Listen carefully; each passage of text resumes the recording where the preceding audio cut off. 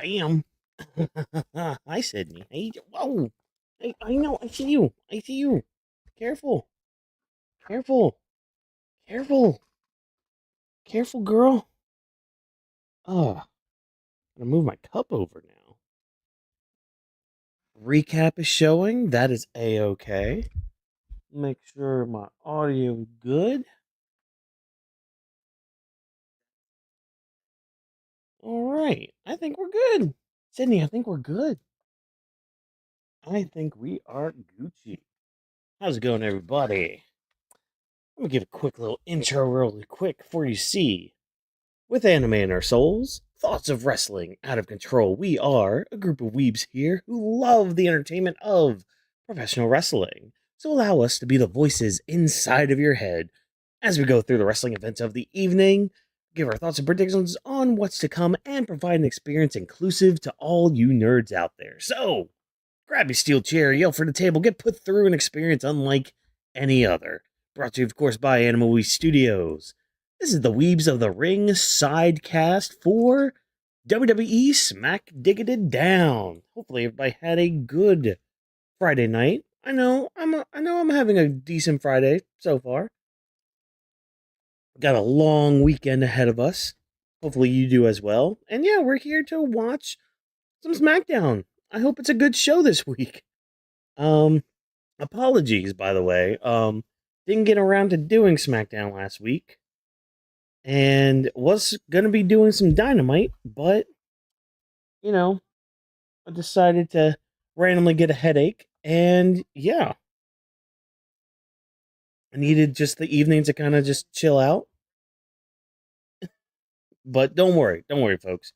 I plan on going live. Won't be doing Saturday night's main event tomorrow, unfortunately. Got some things going on in the evening, but we'll be live for Double or Nothing. Gonna try, might do some test stuff when it comes to Double or Nothing. Um, yeah, that's basically all I've got. So looking forward to hopefully SmackDown's good tonight. Hopefully it's good because WWE right now is just they're in a very low lull period when it comes to being hype about their own product. But yeah, we got Tiffany Stratton Open Challenge tonight. Cody Rhodes and Gunther are going to confront each other like they did last week. Shinsuke Nakamura's on the card against Talla Tonga. Yeah, hopefully it's a good night. That's it. That's all I got.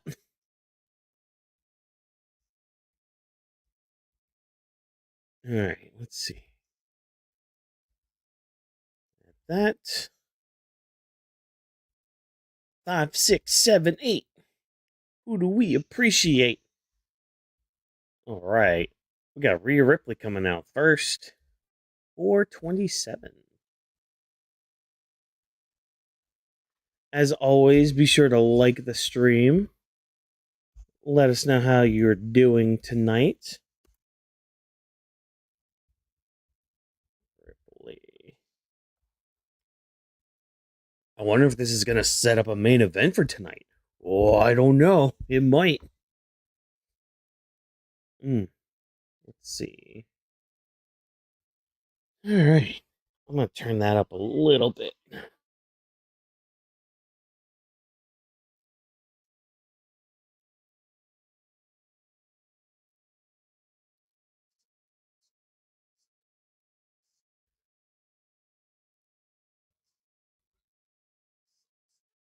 What am I looking at right now? Hold on, sorry. I meant to.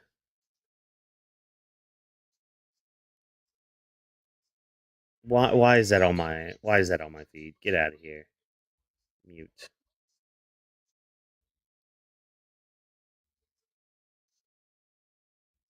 No, mute the person.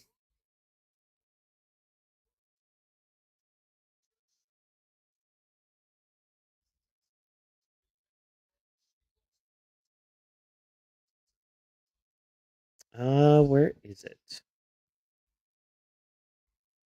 Sydney, why'd you knock? Why you always gotta knock into my camera, huh, girl?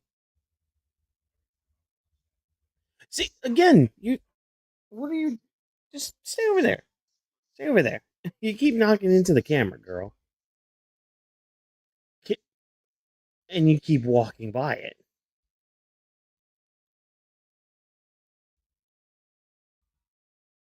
See, lay down.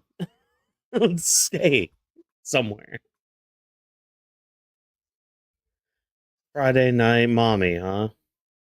Hey, what's up, Antidote? Glad to see that our chat general is here. Hopefully, you're having a good night.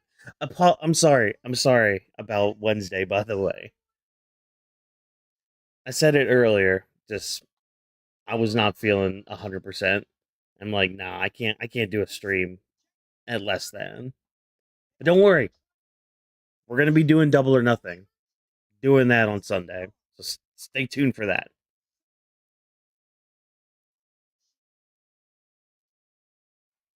All right, Rhea's itching for a fight.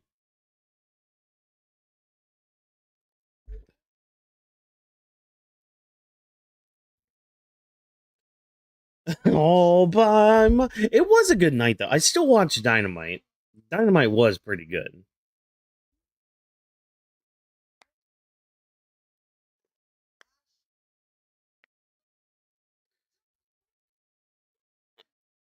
Okay, so we're getting the rematch of Rhea and Jade in Italy. Cool, neat, awesome. Um, what is Charlotte doing out here?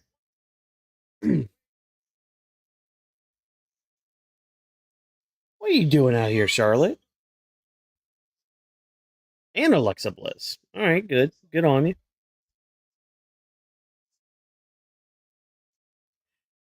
Yeah, that's kind of when I started cutting out too. I felt bad because it was Osprey and Shibata, but yeah, yeah, it was still a fun night of Dynamite. I'll have my double or nothing predictions up this weekend too. It's a stacked card.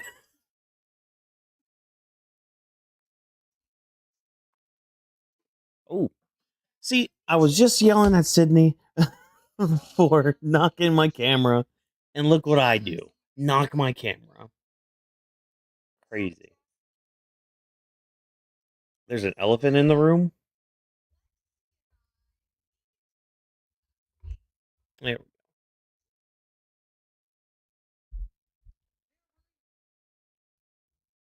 there.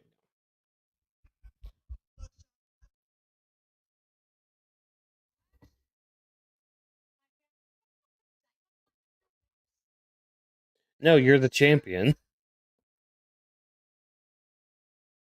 How dare you ask for a day off?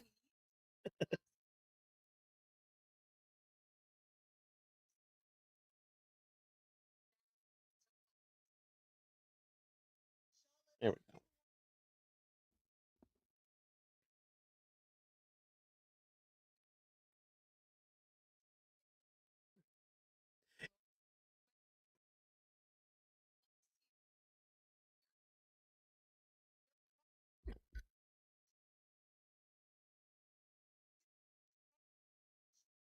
Yeah, that's kind of how I felt. Like, yeah, we could have a rematch down the line, but I'm not too fussed about it.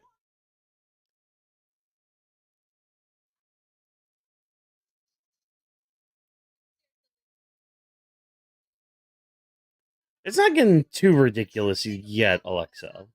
But because that's the thing, we're kind of building more towards Charlotte and Rhea right now.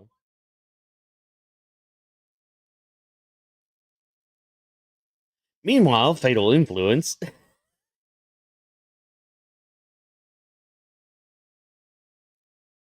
I mean, Charlotte has a point. You know, hey, we could have used your help. Would have been nice to have it.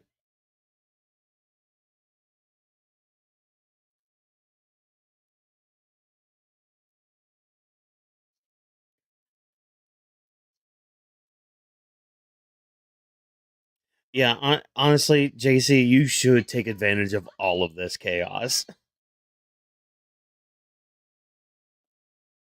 Is that dude? That dude in the front row is wearing a Luigi hat in a whole like freaking green hoodie. Wait, where are they at again? Lexington. All right. I don't know if it's that cold. Is the crowd really that loud? Nah, whatever.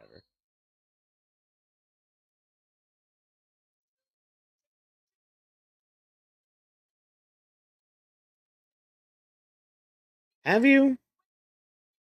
I don't see any titles on all around y'all's waist. At least yet.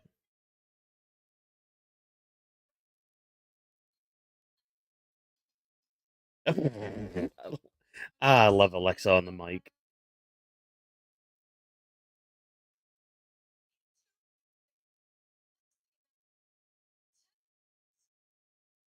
All right. Yeah, tag match player.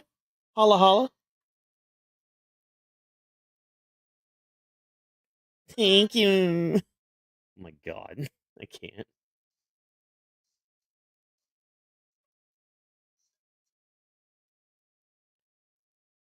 Okay. Is Rhea gonna have their back tonight? Who knows? We'll have to wait and see. Is that all this segment was? Yeah, yep. Okay, cool. So basically Rhea Ripley and Charlotte Flair argue.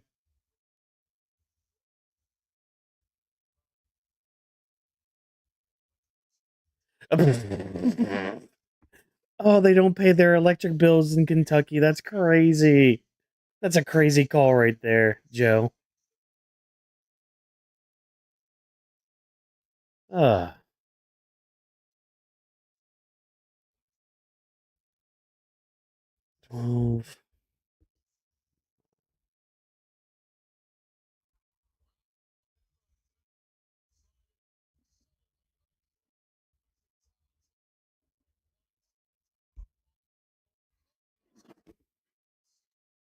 I mean, poor Nakamura is not going to win this match, but shit happens.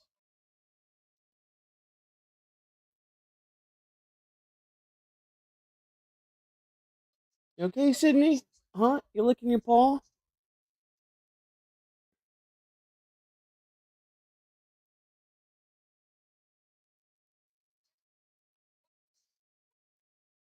What, Kathy? What do you need?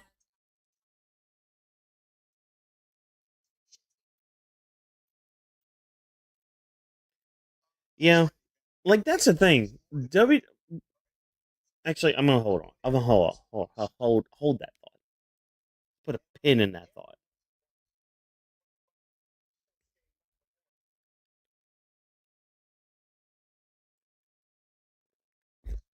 Hey, what's up, Royskis?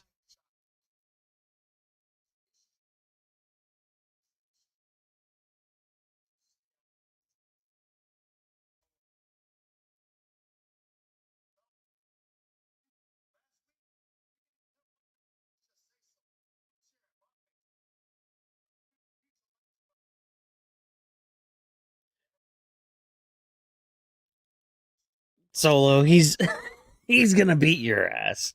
Come on, man. You got in his way. Y'all not family. You're not family to him. Not at all. Oh man. Yeah. I kind of agree. Kind of a meh opening. And like this is just like a problem with WWE in itself right now. Is stories progress, but they progress very slowly. Like they like we get forward momentum. It's like when a turtle tries to cross the road, and which is funny because two of them tried to cross the road the other day, and I had to swerve around them. Like I did not want to run into any turtles and end their lives. But it's like WWE just moves at a turtle's pace going across the road, where it's just like, you're going across the road, you're going to make it. You have a destination, but you're going at it so slowly, and you just want to paint it as this is long term storytelling. No, that's not long term storytelling. That's taking forever to tell your story. Oh, good question. When was the last white hot women's storyline? I'm gonna hold that up there. Let's see. Recent memory. Oh, shoot.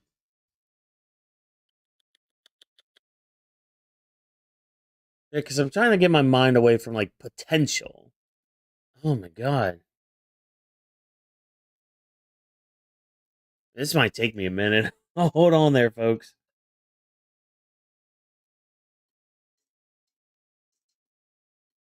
Yeah, that one's good with Rhea and Liv and the Dom turn.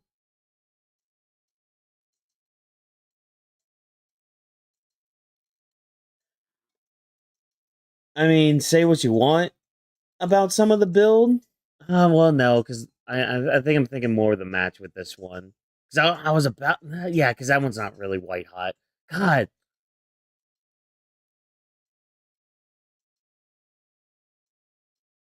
hmm.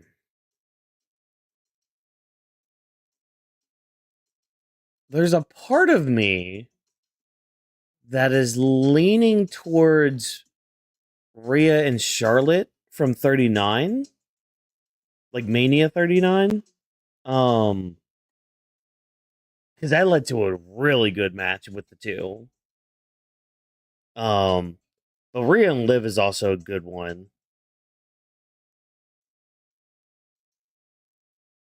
Shit, yeah, and that's just in recent memory too. Like,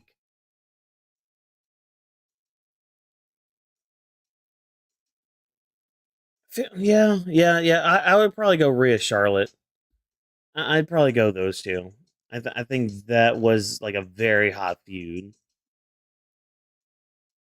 Yeah, exactly. The match, like the outcome, and especially because like with Mania 39 when it came to like Rhea and Charlotte, um, we already had that match back at Mania 36.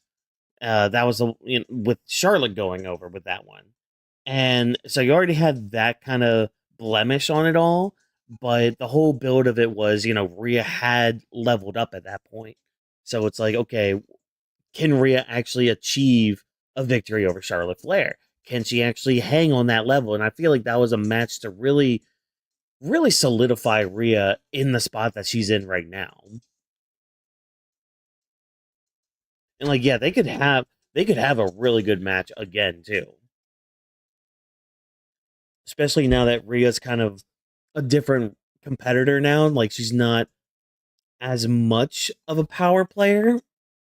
She's now more of a striker, as I'm referring to it, or at least she should be.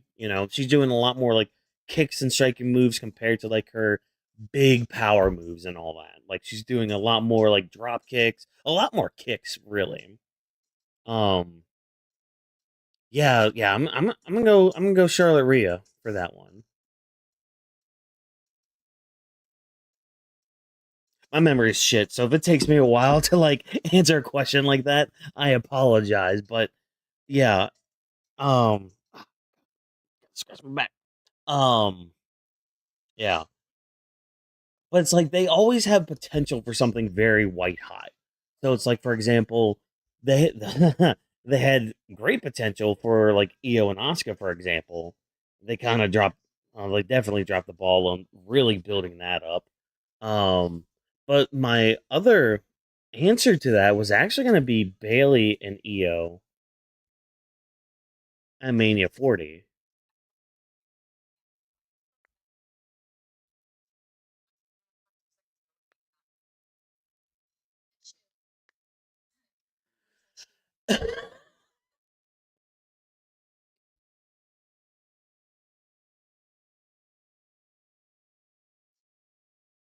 Oh,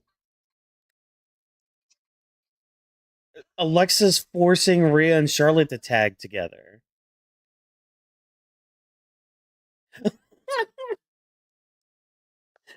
Love you, mean it. Have fun. Oh man, I love Alexa. She's great. She's an amazing act on the mic and in the ring too.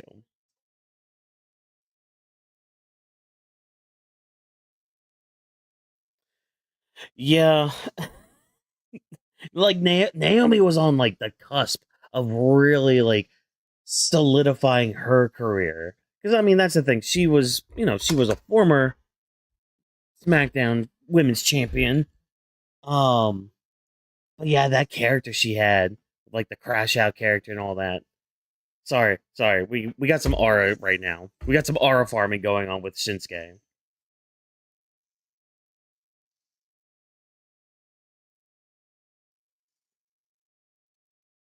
There you go, crowd. There you go, Lexington. Sing that. Sing that Shinsuke to the ring.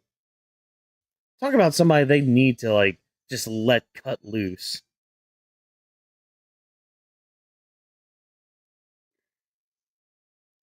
Oh, do do do do do do.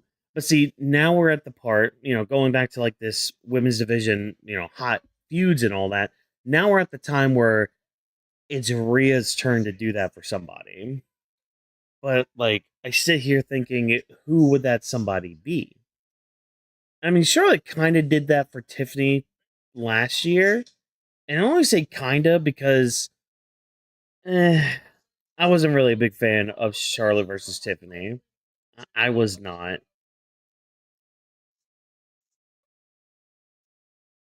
And then like Tiffany's title reign kept going, and I'm just like, okay, this isn't really doing much for me. I don't know, just me. But hey, Shinsuke Nakamura versus Talla Tonga. How is he gonna beat the big man here? Why would you lock up with a big man? Why would you do a collar and elbow tie up? Exactly.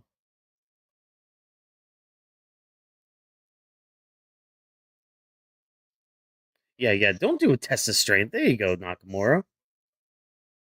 Get him with some kicks. See, there he is with the aura farming.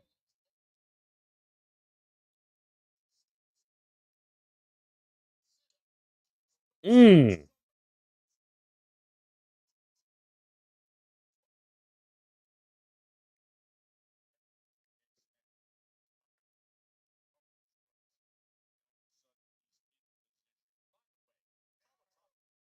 Oh, this match is. Oh, I just realized. That's why they were talking about that He-Man movie. This match is, I guess, sponsored by it. Okay. Is Shinsuke Nakamura going to get the power of Grayskull to beat Talla Tonga? Is that how this match is going to go?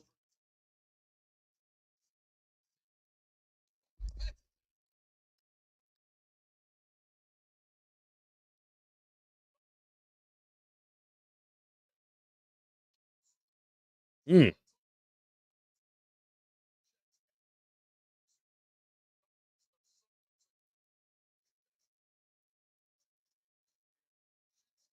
Under the guidance of Solo Sikoa, destined for big thing. I don't know about that one, Wade Barrett, but okay. True.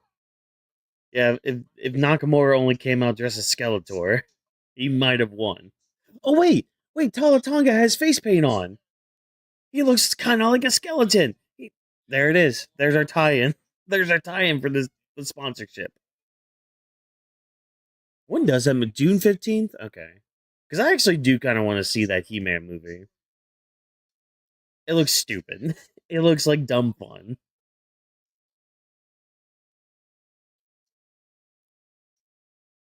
There you go. There you go, Nakamura. Get them kicks in.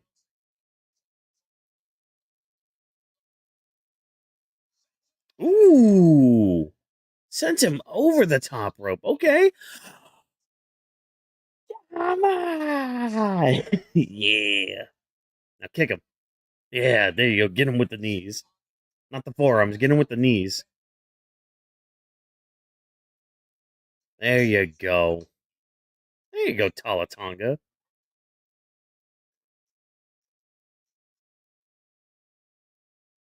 Mm.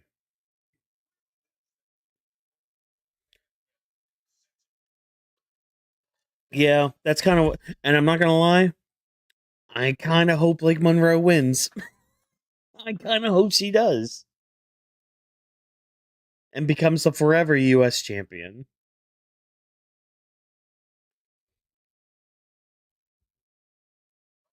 I'm not gonna lie, digging this match right now.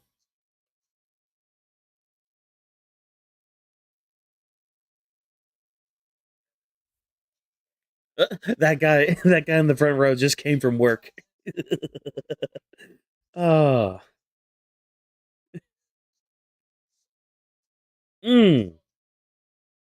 right in the gut.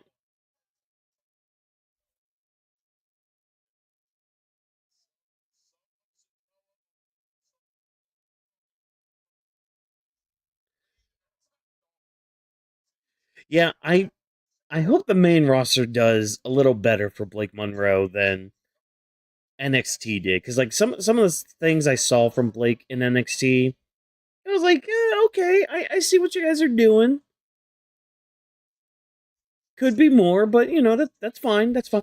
Also, speaking because like with Mariah May right there, and you know open challenges and potential wild cards. Okay, it sucks that Willow Nightingale had to relinquish her title and her spot in the Owen Hart Cup. Who y'all think is going to be the wild card? Because I have two guesses, two picks that they could go with, and watch they don't go with either one of them.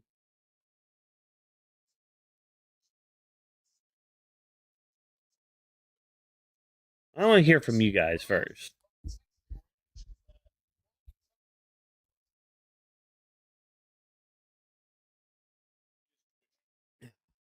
He is twitching. Shinsuke just on the ground like. Mercedes, yeah, Mercedes is my number one pick. But I was driving home from work today. I'm like, you know what? You know what they could do just to throw her into the tournament? Because we don't really know why she's gone or what she's doing, or at least I haven't heard of why she's gone and what she's doing. What if Tony Storm came back and got put into the Owen tournament? I'm not saying she would win it, but that is an option. We don't know where she is. And again, if we do, I haven't heard anything or really seen anything. But Mercedes is my number one pick. I think it's time for her to come back because she's like been dropping some of her titles and uh relinquishing those as well. So have her win the Owen again, I guess. Going to all in. Why is my SmackDown taking forever to load back up from commercial break?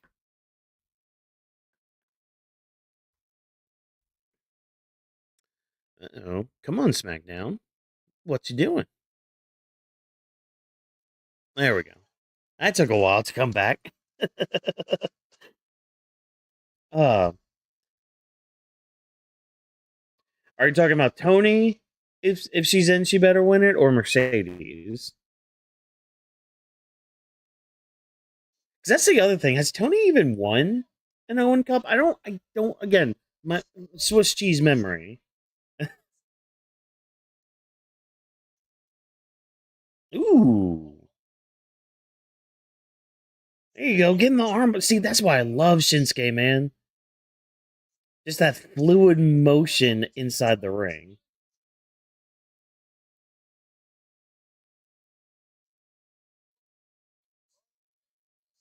Yeah, the women's side's kind of hard to pick because, like, if we stick with Tekla, she's gonna be running out of legit competitors soon.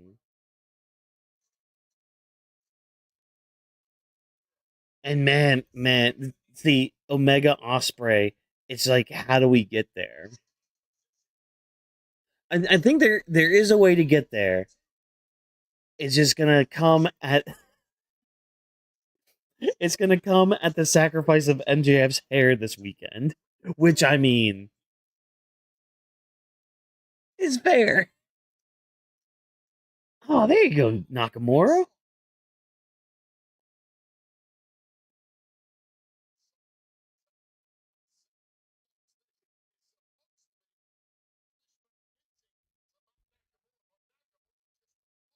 But Nakamura, the way Wade Barrett says Nakamura's name. I mean, I could be saying Nakamura's name weird too. But he's just like Nakamura.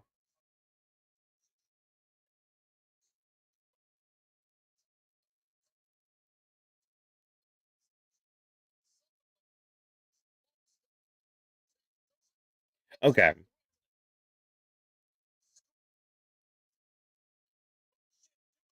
Yeah, again, Swiss cheese memory, so kind of escapes me unless I look it up. Um, but okay, so like, yeah, so Tony could win it if she is and if she ends up being the wild card. Wait, oh Nakamura. Wait, Nakamura blocked that punch. Okay,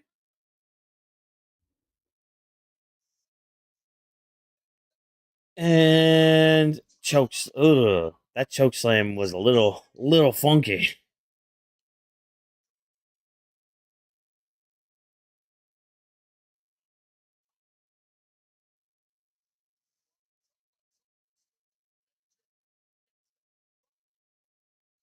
Sorry, now I just realized I didn't post the link to the stream on some Discord servers.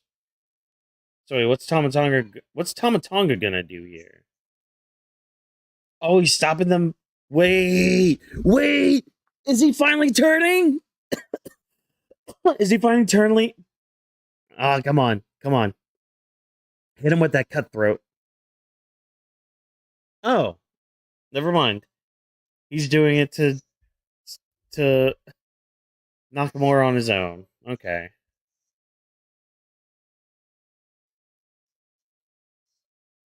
Unless this is just a swerve. Is this gonna be a swerve, bro?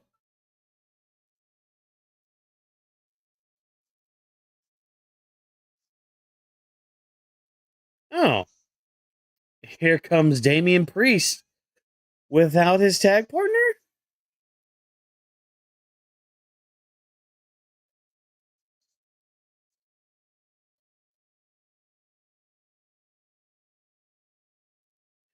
Come on, big man.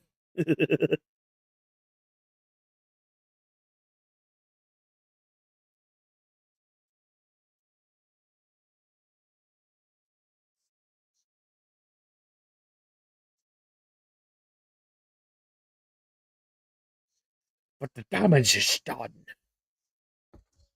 Oh man, that was a good match. That was pretty good.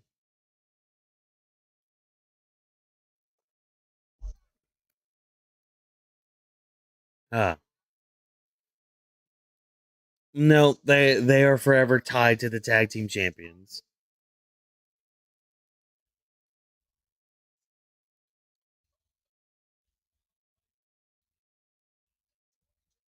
Yeah, Clash in Italy's looking really pretty good on paper.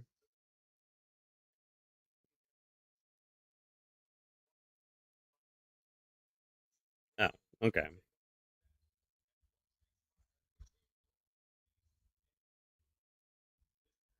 Our first legit commercial break, I guess.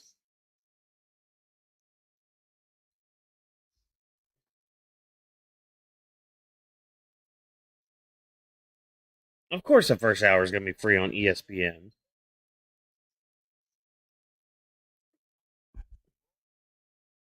Sunday, May 31st.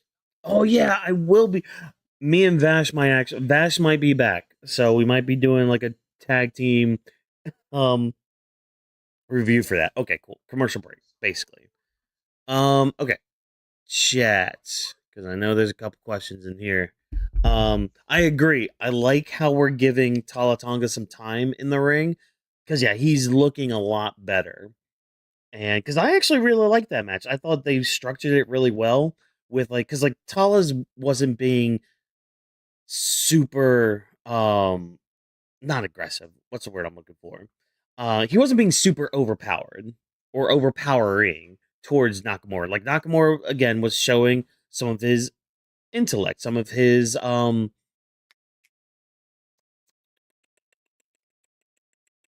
experience, I guess. Yeah, we'll go with that word. So like Nakamura, is able to get around Talla Tonga a little bit, take some shenanigans from MFTs to really put Nakamura down. Um, oh, so yeah, I'm glad they're giving him some time. Okay, what's going on with the lights tonight? It's gonna be a Danhausen thing, isn't it? It's gonna be a Danhausen thing.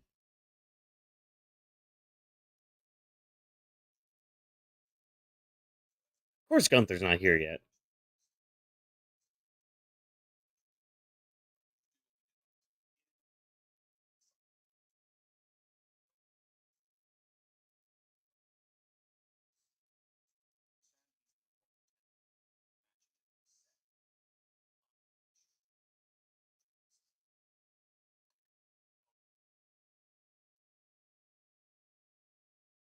Oh, Sammy's right there. No, Sammy.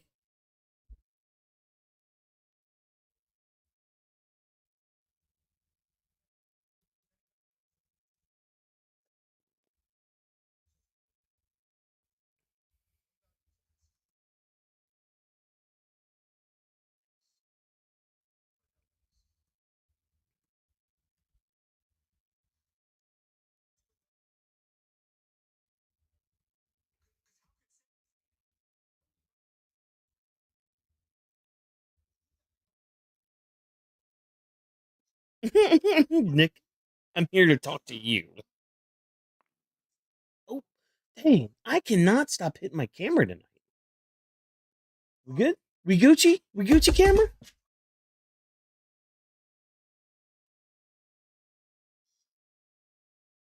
Down my sword.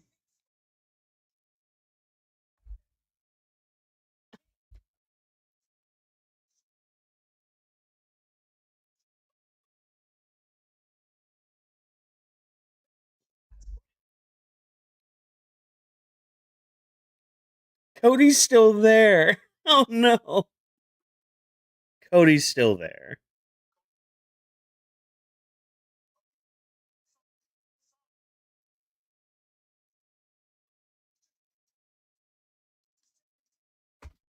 Then they, God damn it, stop like knocking everything over.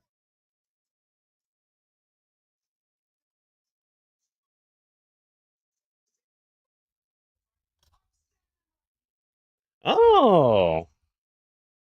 Oh. So we're getting Cody versus Sami tonight? All right.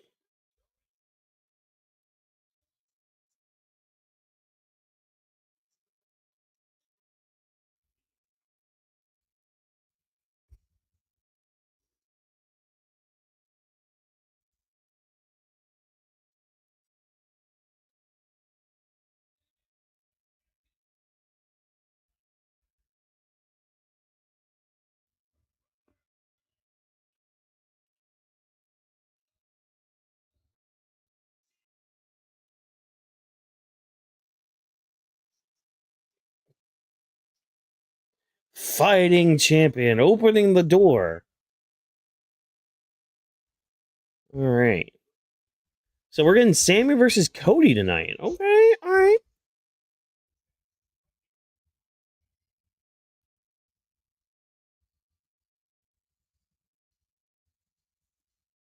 Okay, all right. Addressing the chat, the crowd right now. Yeah, no. WWE is loading up Clash right now, and I'm all for it because yeah, that crowd is gonna be sick. Like, like flu sick. Oh, yeah. The first time I thought it was just like a mistake. I thought the first time they flickered the lights, I was like, okay, maybe something's just a little off. But no, Nick Aldis addressed it. Something's up. It's gonna be a Danhausen thing. Yeah, I get this. I get this when it comes to Baron Corbin. I'm willing to see how it plays out, but yeah. Yeah. We'll see. We'll see. Okay, so hot take on this. Hot take on this. Because Enzo and Cass, they were a fun ass tag team back in the day. But eh, eh, I'm not really feeling that in 2026. I'm not feeling Enzo and Cass in 2026. I don't know. Again, we'll see how it plays out. We'll see how it plays out. But it is funny how those reports came out being like, oh yeah, WWE's looking to bolster their tag team division. It's like, really? You're looking to bolster your tag team division after you got rid of a bunch of them. Two, if not, yeah, definitely two of your best tag teams. Three if we count Champa, because DIY isn't a thing anymore.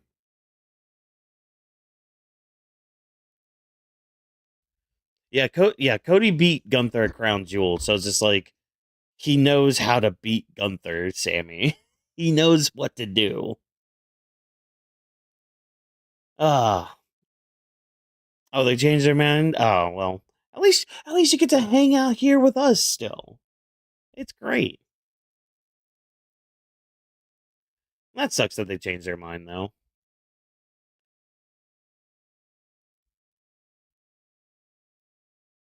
Oh boy, but yeah, who's ready for some Blake Monroe to come out?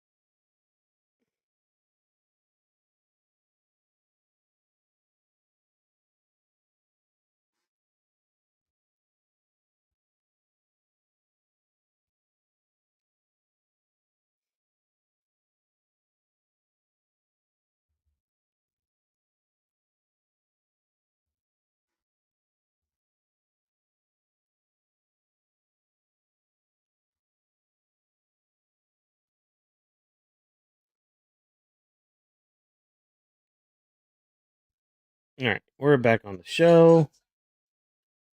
I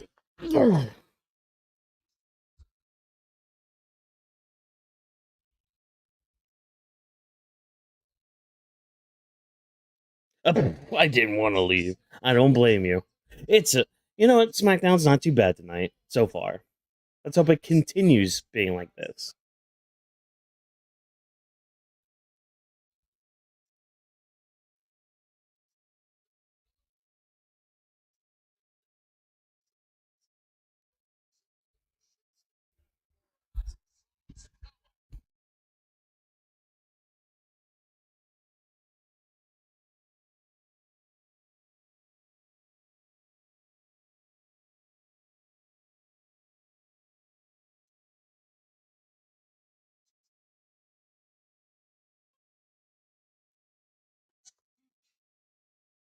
Okay.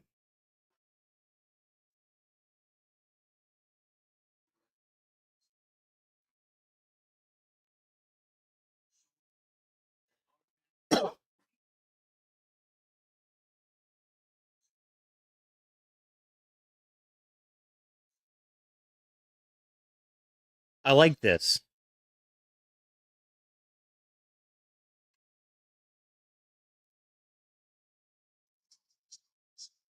I like this little change right here with Tama Tonga. It's like, yeah, they could keep cheating, keep being there for the family and all that, but like, nah, we need to assert our dominance. You need to do this as our leader. You need to pull rank. You need to show that you are big. And honestly, I would take Chelsea Green. I love me some Chelsea Green.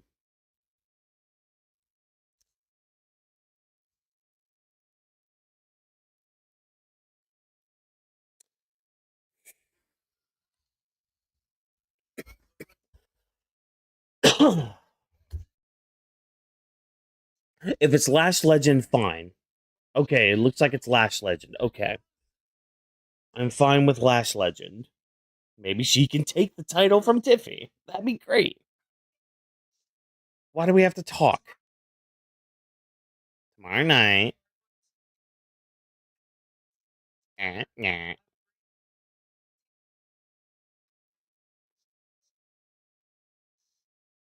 Mm-hmm. Leaders got to be better than me.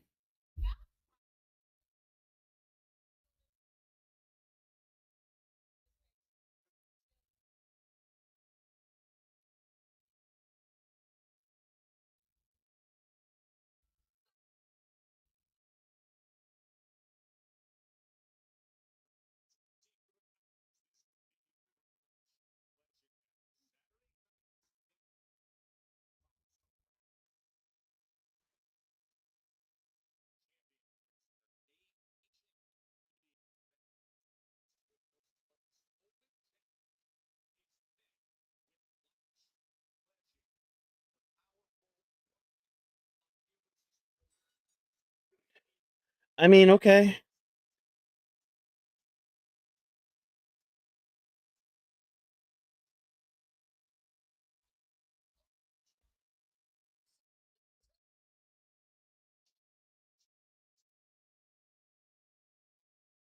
Feel kind of deflated. I was kind of looking forward to Blake Monroe, but you know, it's fine. It's fine. It's fine. It's fine. It's fine. Doesn't bother me. Doesn't bother me. Yeah, I don't hate it. It just the expectation was there, so that's all it was. That's all it is. Because I do like me some Lash Legend.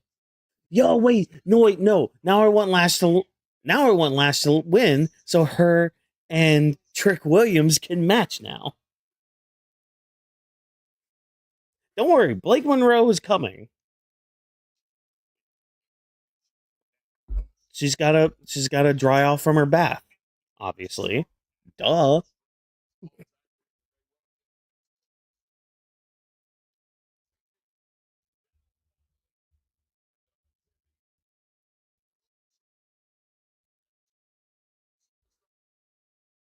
Ooh. Yeah, Lash tried to catch, but didn't really work out.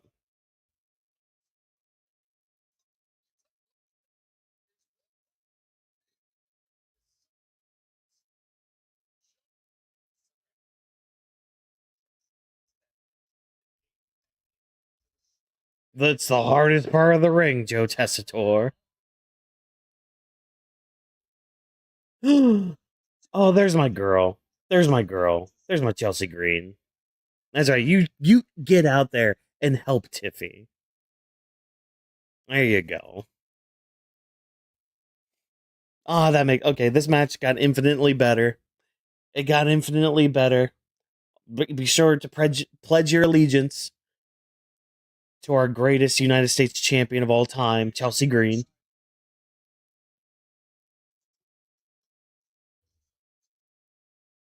Where did the thing go? There it is. Cap from my chair fell off. I was playing with it.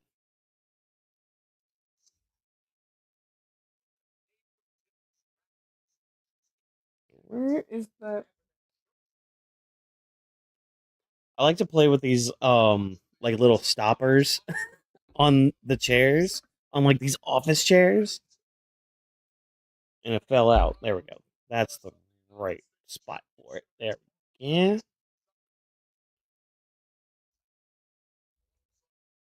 Oh,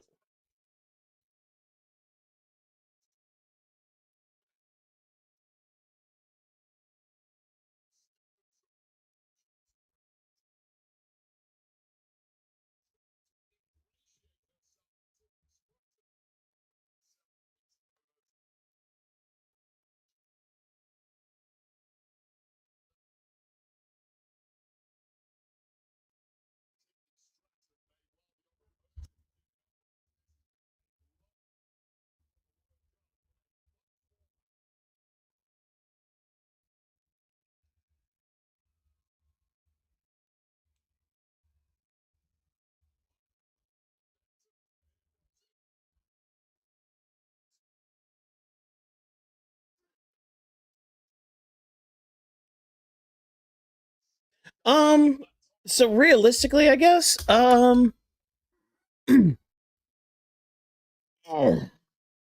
mean, that one word that WWE love to pull out of their butts, momentum.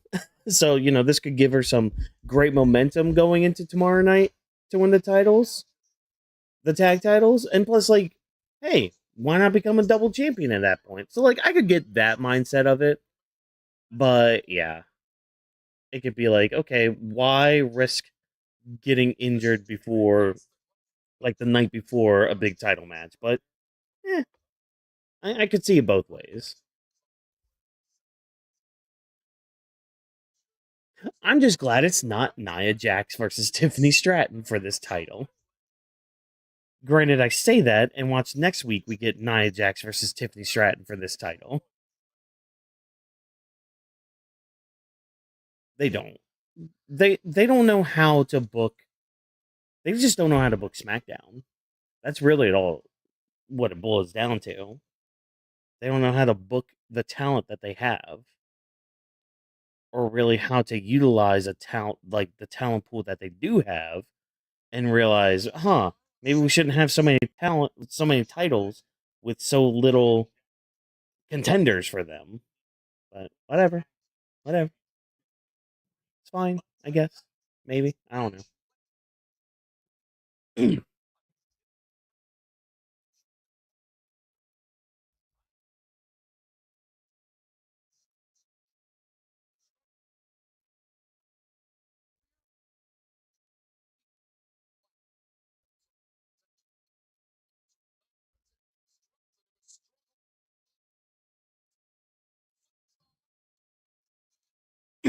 Well, Lash almost didn't get over.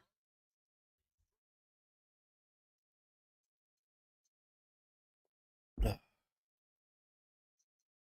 Oop, 1 second, chat.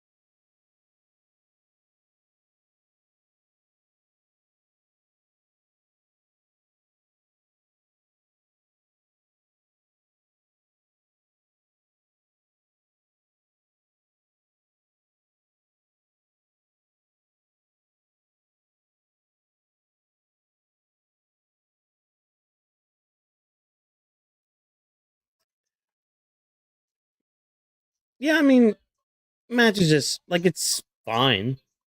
Just nothing too too inspiring.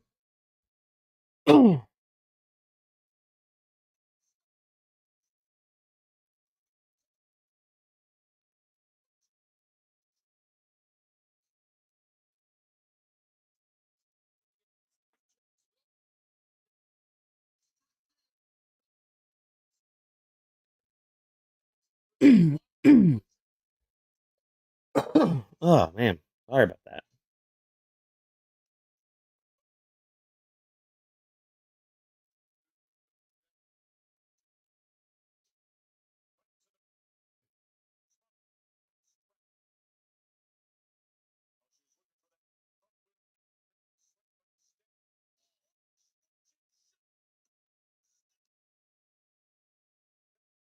Yeah, yeah, that's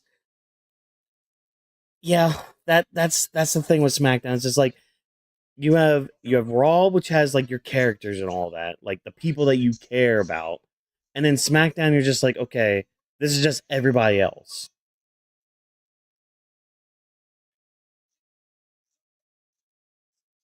and that's kind of how WWE treats it too. Like they try with some stories, but it's just like another hot take, or maybe I don't know how hot this is gonna be. Maybe it might just be a lukewarm take. I don't know. Cody needs to not be champion for a while. Cody needs to drop the belt for a bit and just be away from the main event scene. Thank you, Chelsea Green. Oh my god.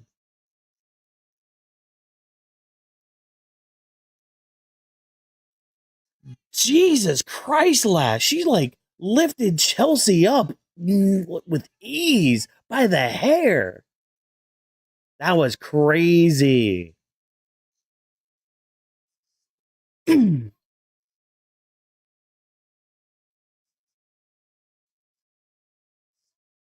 on, Tiffany, just let Chelsea be your friend. Let her be your friend. Come on, girl.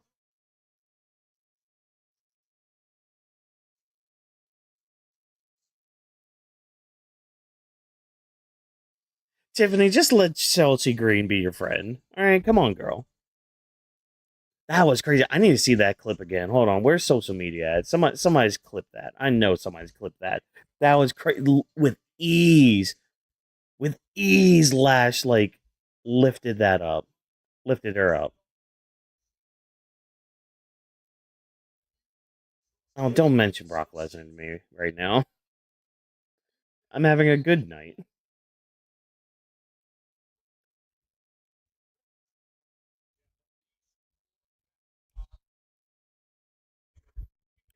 Coming up later, we're going to look back at it.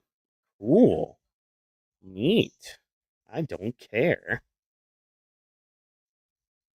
Lesnar also does nothing for me anymore.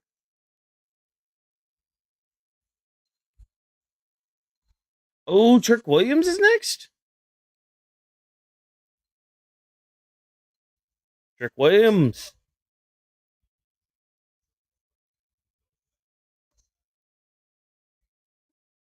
What did Joe Tessitore just say?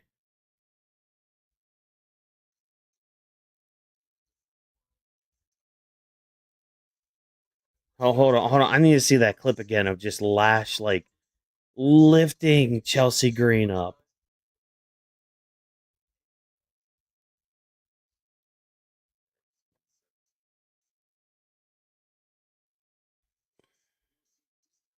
All right, yeah, here. No, wait, no. That's not it. Is this it?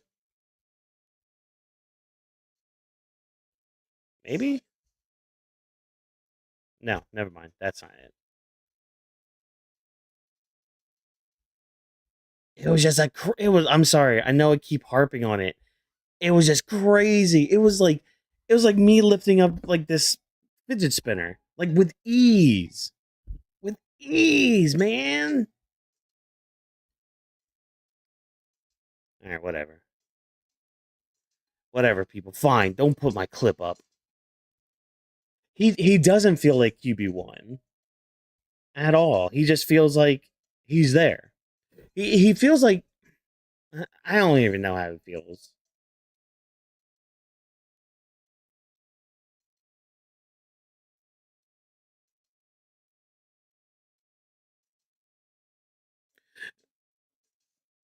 Tiffany has kind of been going downhill for me a lot lately. Like she needs to turn heel. That I'm just gonna flat out say it. Like ever since she's turned face, for me, Tiffany's stock has been going way down. Like all of her promos sound phoned in. She's doing this thing like she's a fighting champion, and it's just like that's not the Tiffany Stratton that I grew to appreciate.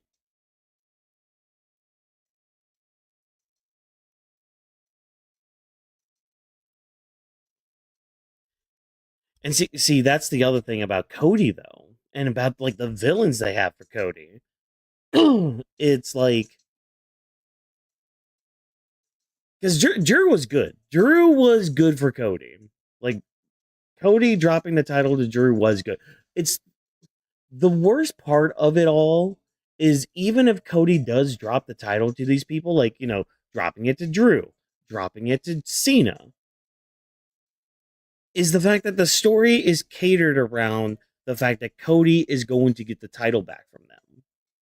Like when John took the title from him, we all knew Cody was going to get the title back from John. That's just how they were setting it up because of how that match played out. How Drew McIntyre won the title from Cody. immediately we were all like, okay, well, Cody's still going to win the title back. It's just how do we get there? And usually how we get there, sometimes it's good, sometimes it's not. But it's just like then Cody gets put into those positions like, King of the Ring, for example. And it's just like, okay, well, Cody's part of King of the Ring. He's going to win King of the Ring. Oh, now he's got to win the Royal Rumble twice in a row. Oh, well, Drew McIntyre keeps screwing Cody out of the title. Cody gets awarded the title shot. Like, it's always just an inevitability that Cody's going to win the title back. And it's just like, we need a heel. We need somebody that's going to take the title from him that Cody just can't get the title back from. Like, we need to tell that story where it's just like Cody loses that power and truly does have to scratch back from the bottom.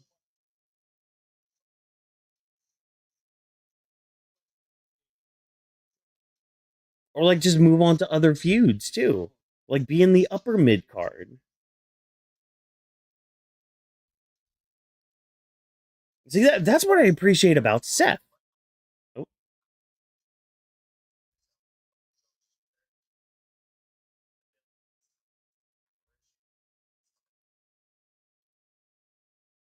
Yep, it's a Danhausen thing.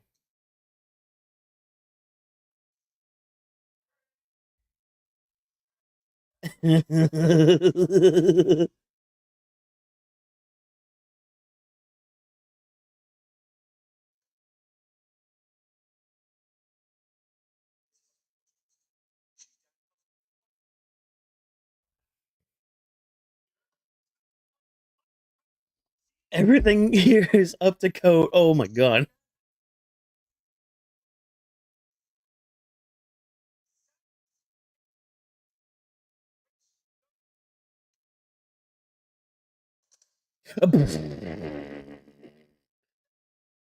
What? He just disappeared. Is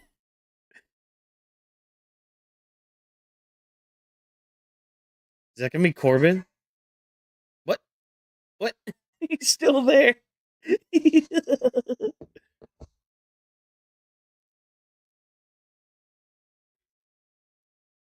Also, yeah, why are people not talking more about how Danhausen has cursed and uncursed the Knicks?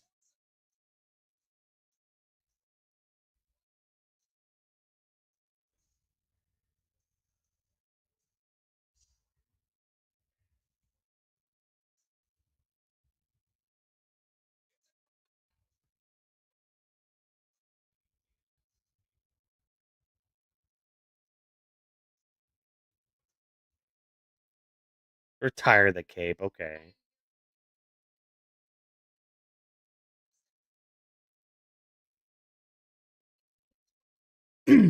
See, I would rather Sami take the title from Cody.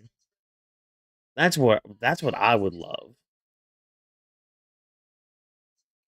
See, that's what I'm talking about. I'm not a big basketball person, but I know enough to see things. I see things. I'm like the Watcher from the Marvel comics.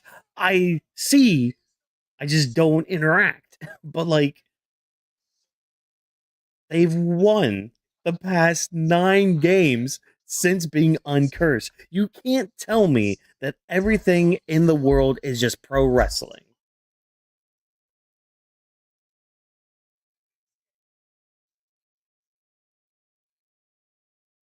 Kathy, really?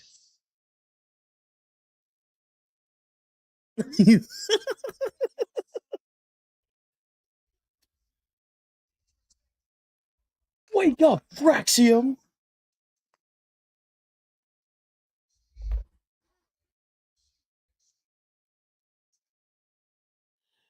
Embarrassing in their hometown? Oh no.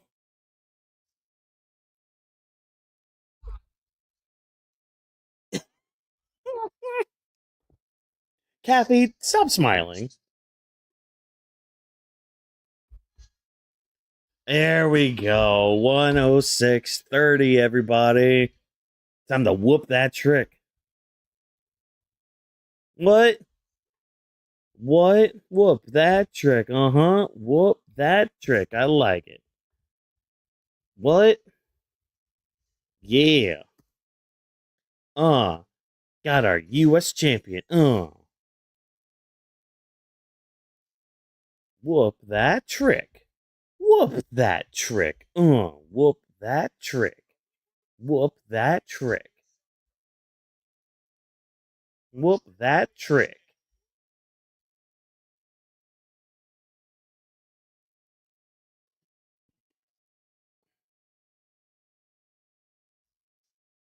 Whoop that trick. That trick. Whoop that trick. Whoop that trick.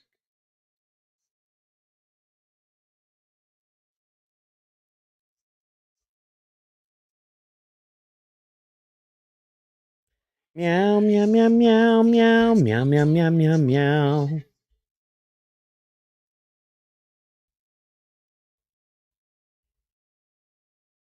Lil Yachty.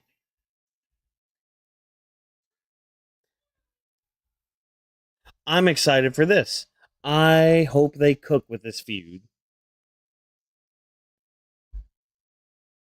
Give us what we want.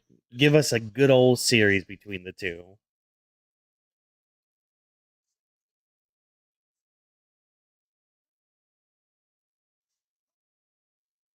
Yeah, this is one of those times that we need Booker T on commentary.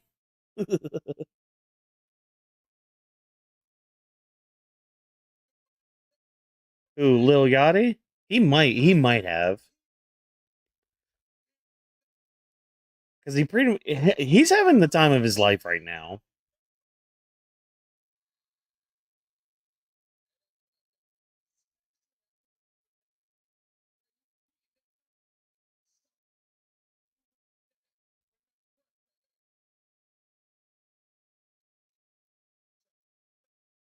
A former world champion.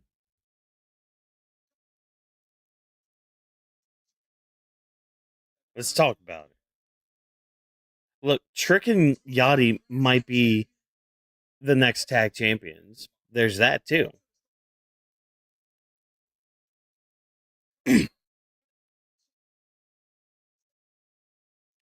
Mr. Lemon Pepper Stepper.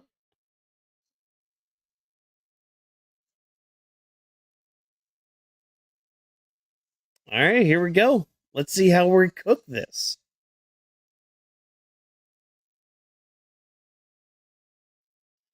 Ooh. How are we going to cook now?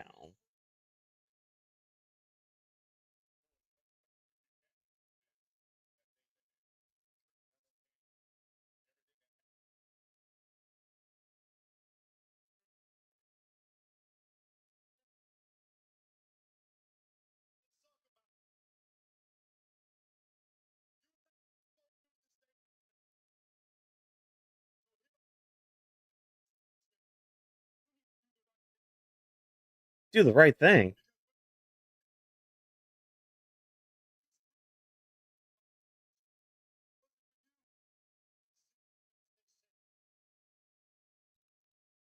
Fair point.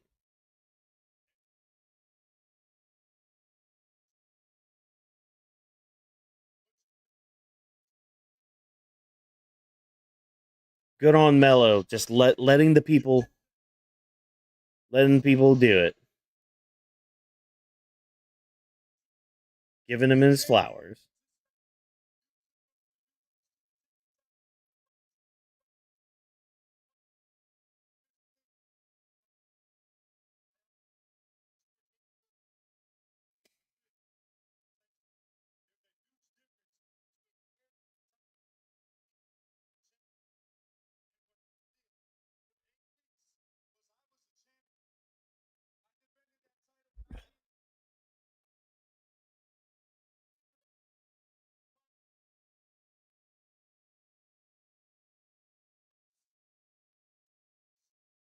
Okay, all right.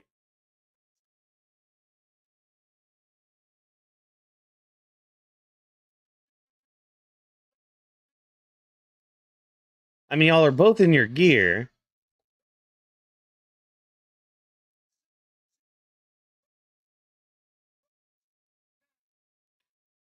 Come on, Trick, do it. Do it.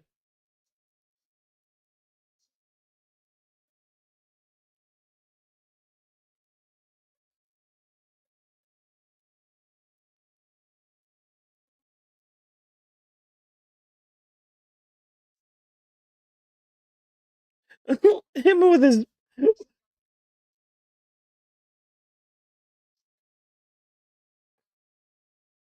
What? I've been waiting for this.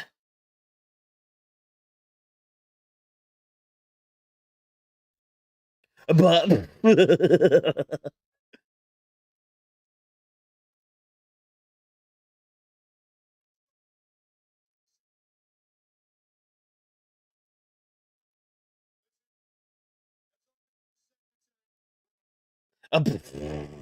Your secretary.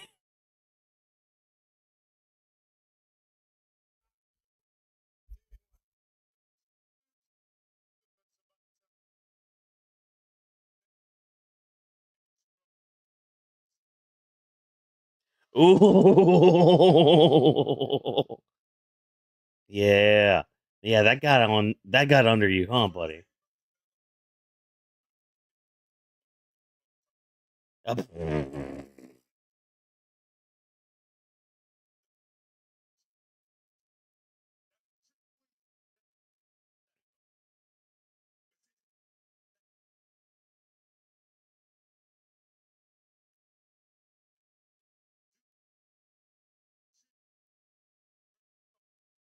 Oh wait. Oh wait, we getting it? Are we getting it? Are we getting it? Are we getting it? Are we getting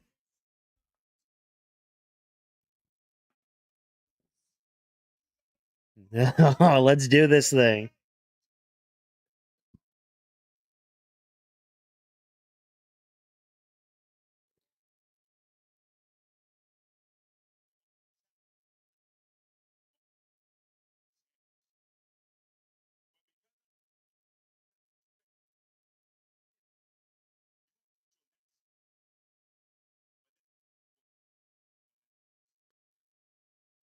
Non-title match. Okay.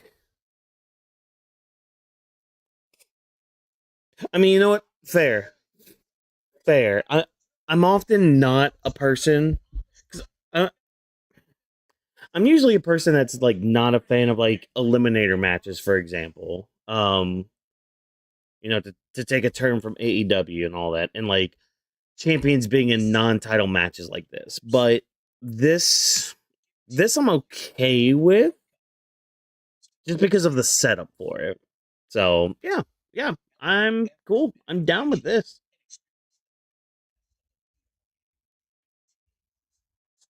Hopefully we can get a rematch at Clash then for it for the title. Oh no. Oh, you gotta hate that, man. See, that's just how I feel in general.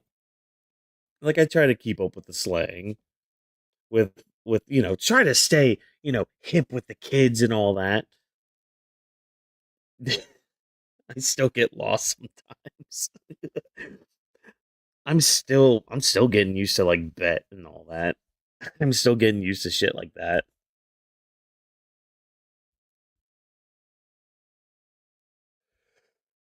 Yeah. Mm. Gotta get your hair twisted, your pedicure in like 45 minutes. Oh, that was fun.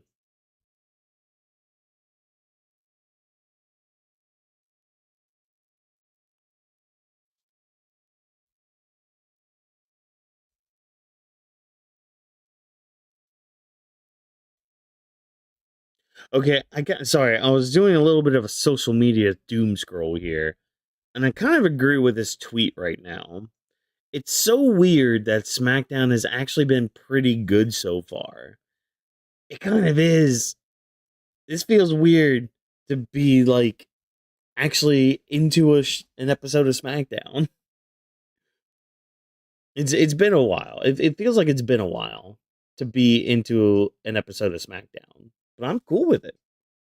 I'm Gucci with it.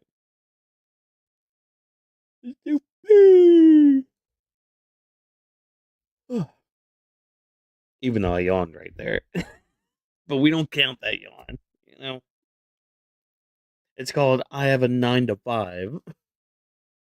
It takes a lot out of me mentally. Mm.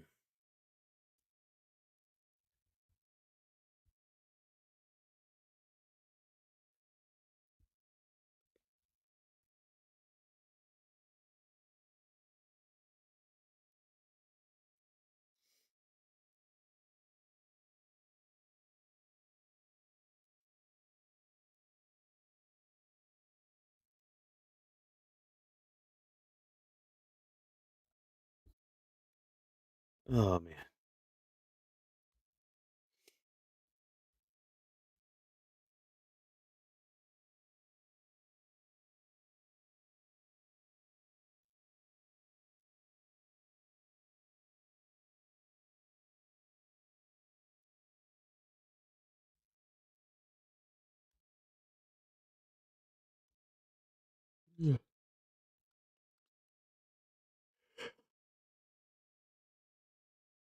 I hope so.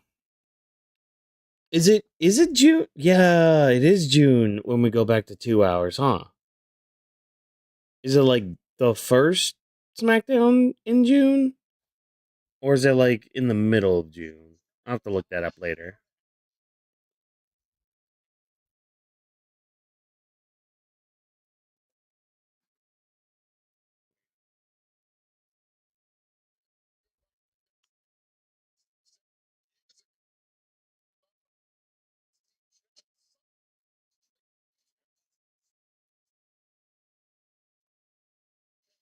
Nice.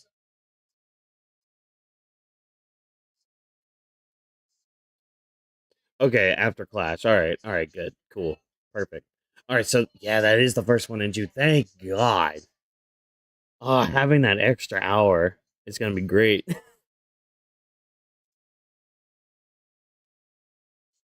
Ooh. There we go, guys.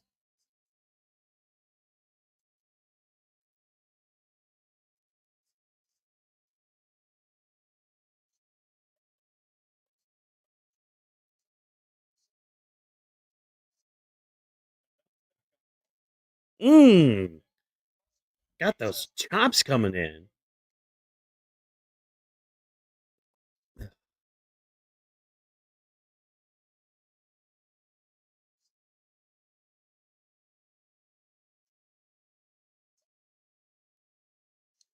Oh, eesh.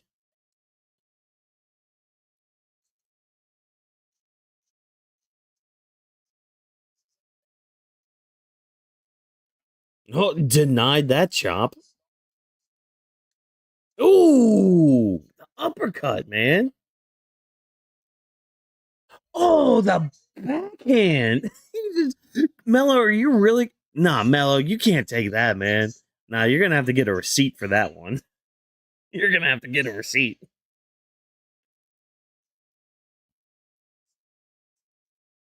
There you go. Get the cadence, everybody. Whoop that trick.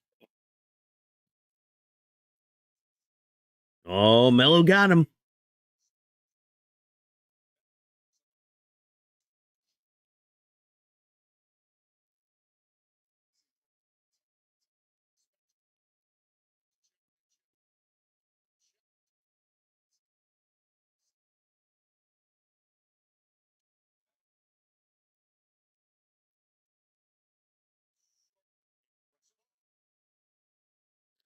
They might.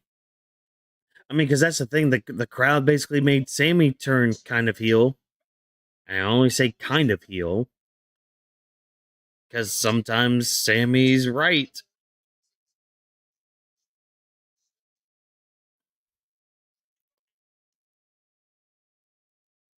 Tricky bookend. I can't. I can't with that name. Name of that move. Mello is a. I do think Mello is a better heel than he is a face. I will say that. I will agree there.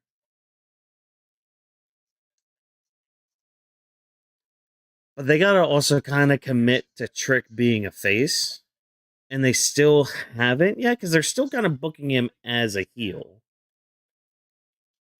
even though he's getting tremendous, ungodly amount of cheers from the crowd.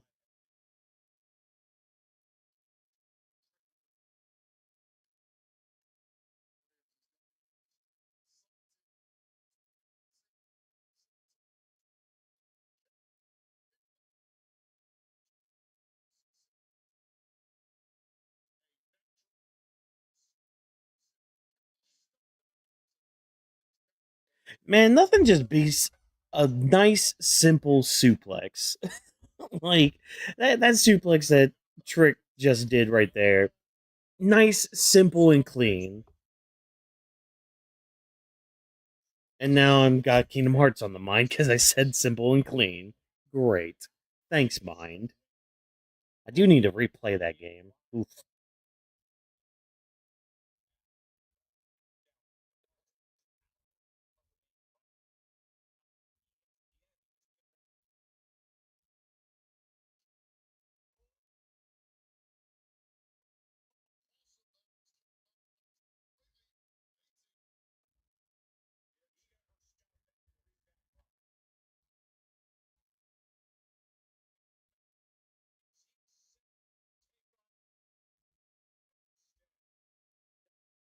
Of course, Lil Yachty's getting in the way, man. Of course he is.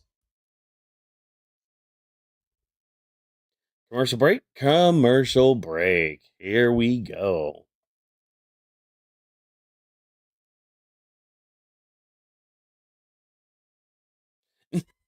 I love that convoluted story. It's great. Don't worry, we're getting Kingdom Hearts 4. Oh, did you guys see? Chat, did y'all see that apparently we are getting GTA 6 this year? Apparently, in fact, hold on, let me double check cuz Xbox was just like, "Yeah, go ahead and pre-order now." Let me make sure. Let me check. Let me check. Let me just check. Okay, my phone's actually fully charged.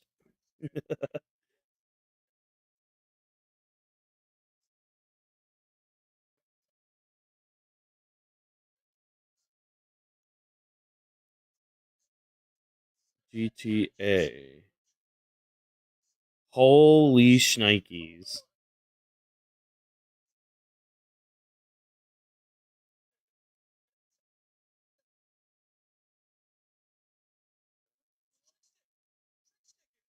Oh wait. No, that's not it.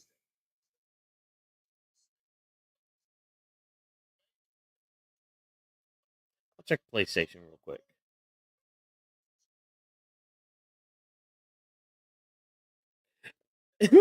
I love how Mello was like kind of timing his punches with the whoop that trick.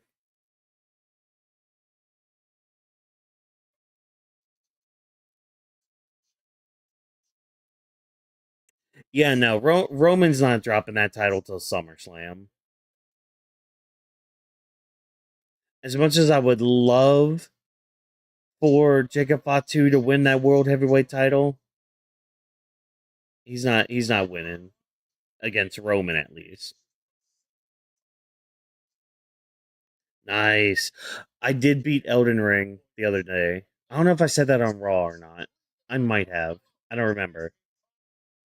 I haven't done the DLC part yet. But yeah, Elden Ring, like I've been thinking about the game still. I haven't played any other game since. Like since I beat that on no, excuse me. That's a lie. I have been playing another game. I started playing Supermarket Simulator to cleanse my palate a little bit. And it's been kind of fun.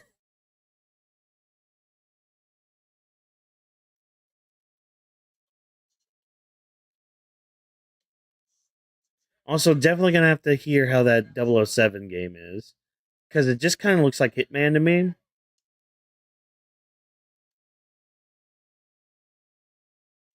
You almost slapped those kids.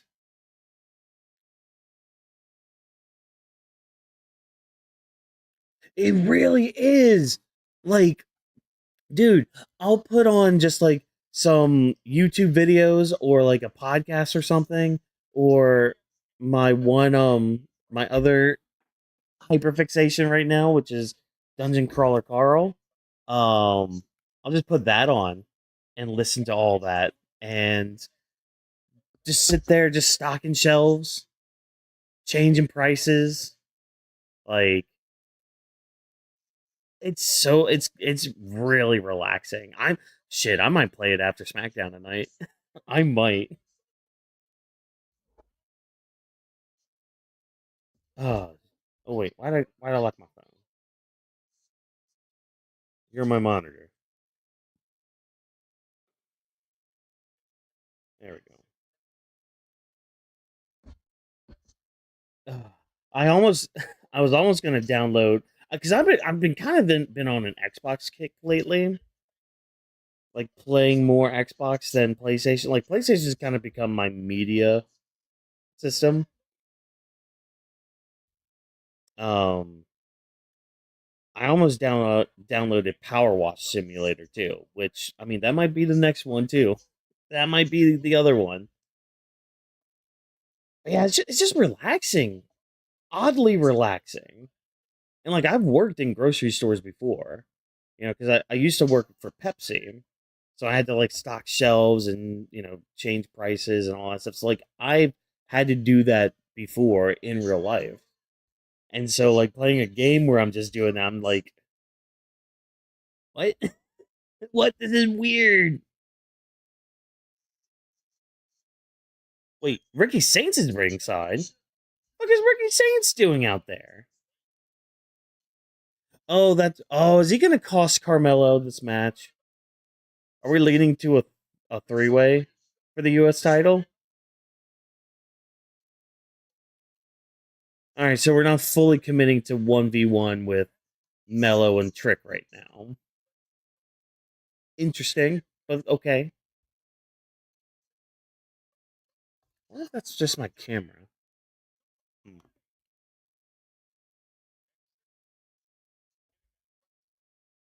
It just looked very dark, and I don't like that. Oh well, whatever. Don't miss. Don't miss.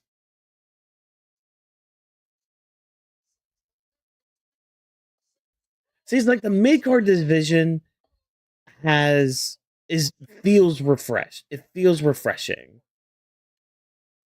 It's the main event picture that they got to work on, man. What was that? Did y'all hear that?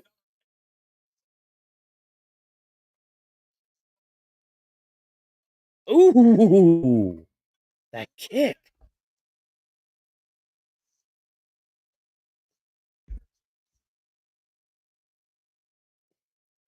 Yeah, hold on 1 second. And y'all see Goku for a second. Okay, that didn't fix it. All right, fine. Whatever. Now, stop worrying about it, Watkins. Stop worrying about it.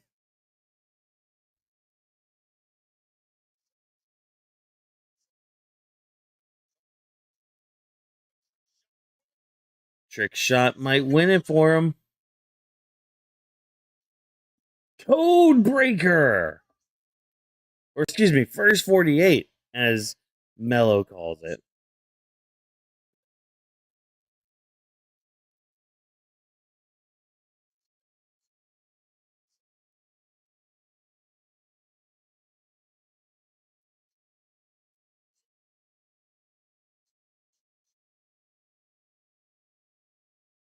Yo, hold on, wait. I just thought of something for the main event. But we're gonna save that. Gonna put a pin on that comment I was about to make.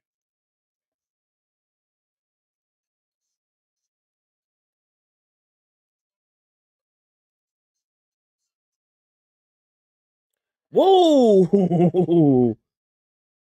He just pushed Ricky out of there.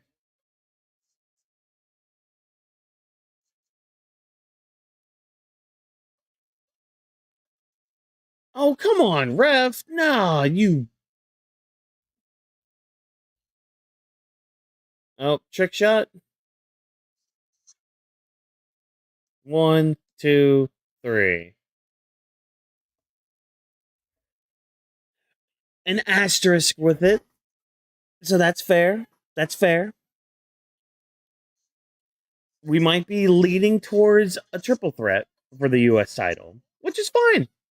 That's fine.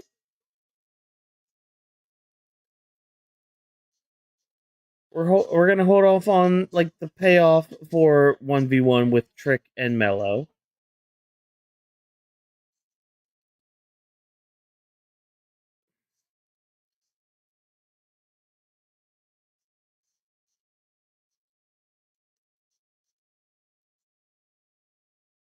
Good match though, really good match.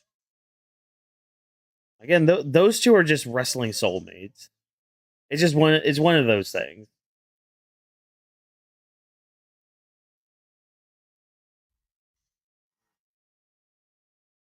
Meanwhile, Sami Zayn. What did those bottles ever do to you, dude?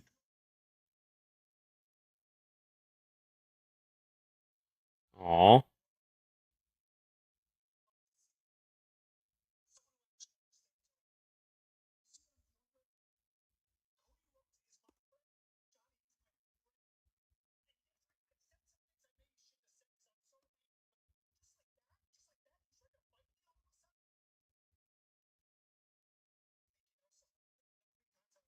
I mean, you were kind of talking shit behind his back, but you know, whatever. Go off, Sami Zayn. Go off.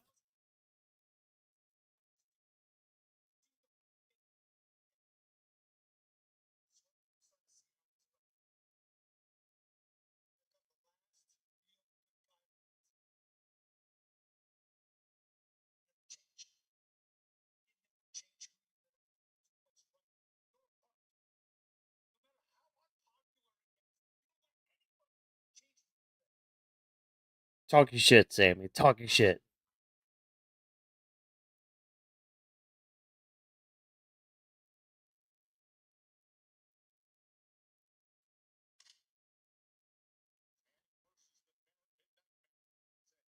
Oh, Gargano. Oh, Gargano. Okay, that. So it seems like we're leading towards Sami Zayn and Johnny Gargano possibly teaming up. Because it seems like Sammy's like the only person that is getting through the Johnny Gargano. Which good. Good. Let's have them as a team. Maybe that can help revitalize the tag team division. But I do feel sentiments here where with like getting an actual finish. And that's always been my criticism with WWE. Because like they always focus on getting the story. And it's just like you can still tell a story if somebody wins or loses in a clean fashion or in a dirty fashion. We don't always have to have interference, you know, because really we had interference in the other U.S. title match. We had interference in this match. There's interference in the opening match. Like it's just constantly everywhere. Interference this, interference that. Like, can't we just have a match that just people win and lose? But I mean, that right there, wins and losses don't really matter in WWE, which sucks. But I mean, this is the entertainment company.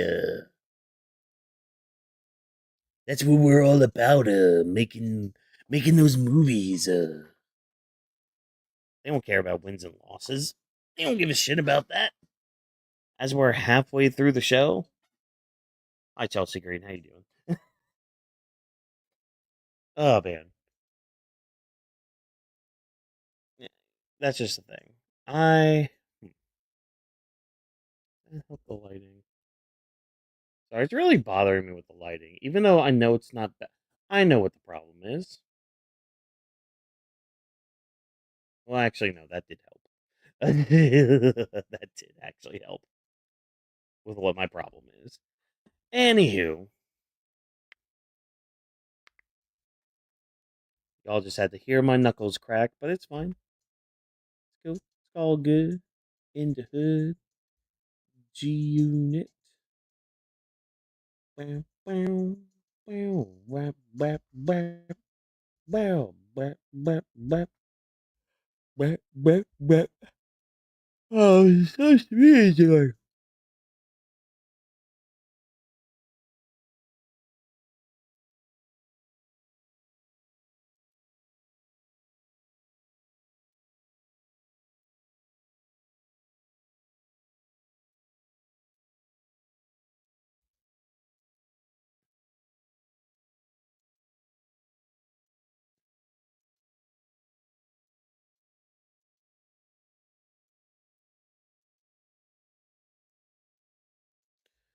Oh man,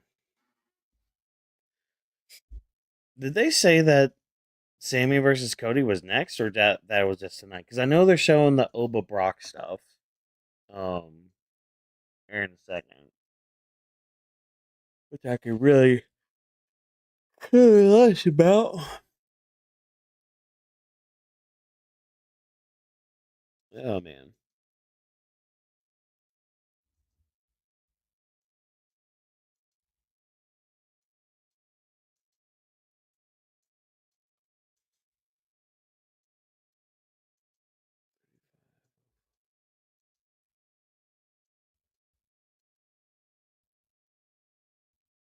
And,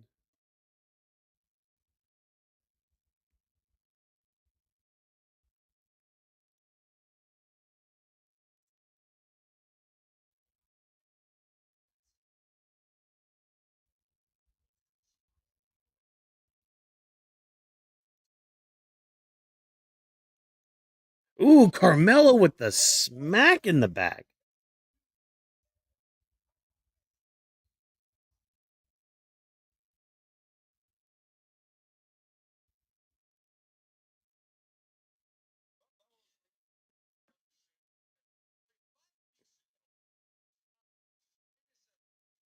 All right, I'm just gonna say that's a commercial break.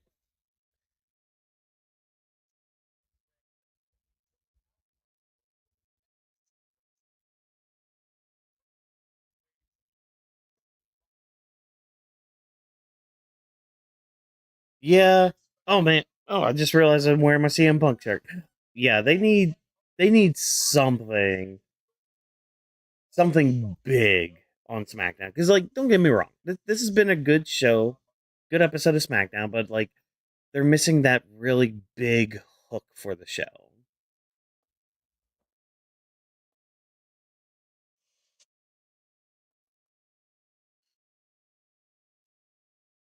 There we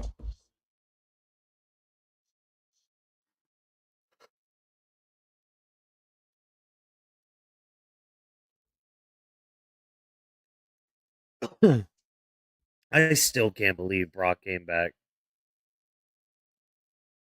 Like it's one thing to swerve us, but it's like because I've been thinking about it all week, hearing different takes, seeing people say what they're saying,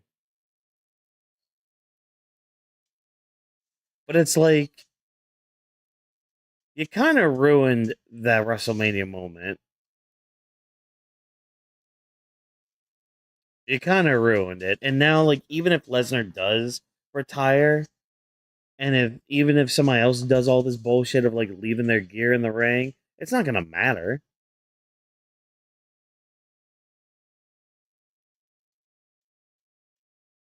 Yeah, it was so perfect.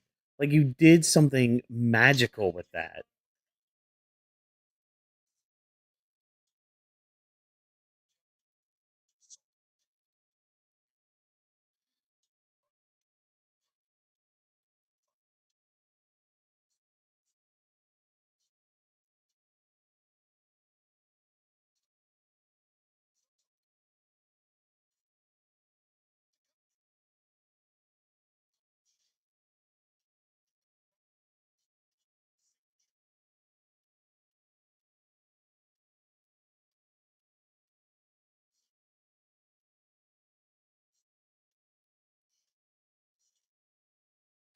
Yeah, and I'm still gonna say it.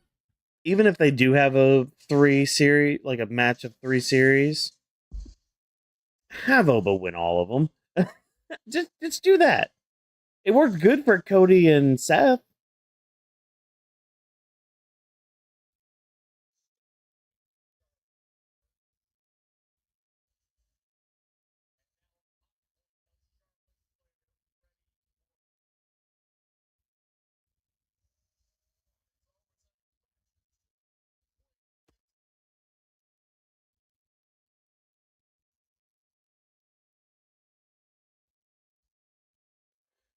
Right.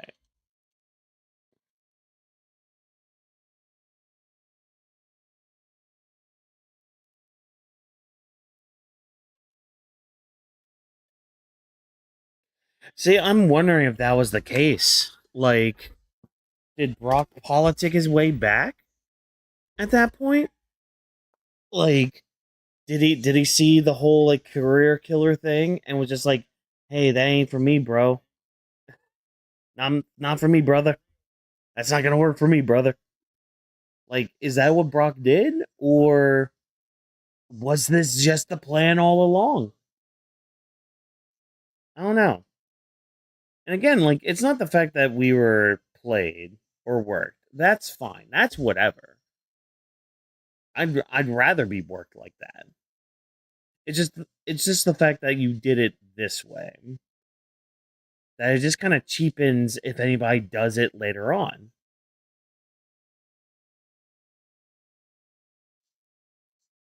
Especially if they mean it.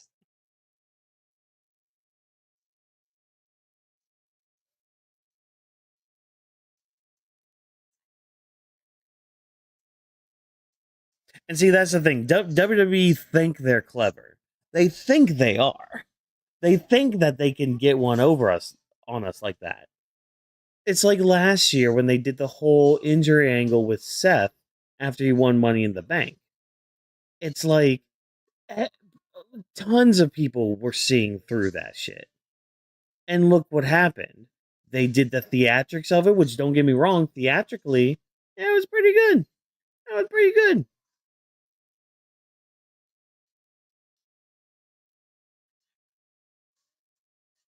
But it just leads to predictability. And you know what? Sometimes if it's predictable, it can be good. It just depends on the execution. And the execution was just like, eh. It was eh.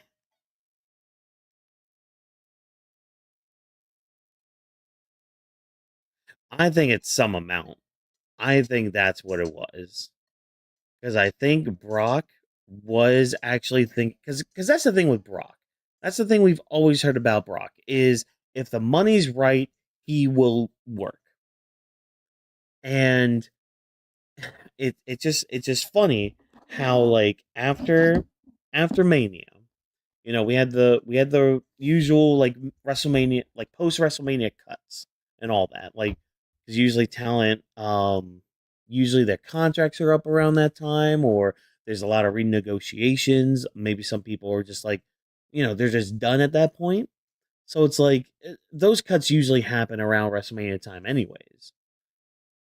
It's just very odd that like not only did those cuts happen, but those reports were coming out about how like with the New Day, for example, how they were asked to take 50% pay cuts after WrestleMania, and yet weeks later Brock comes back.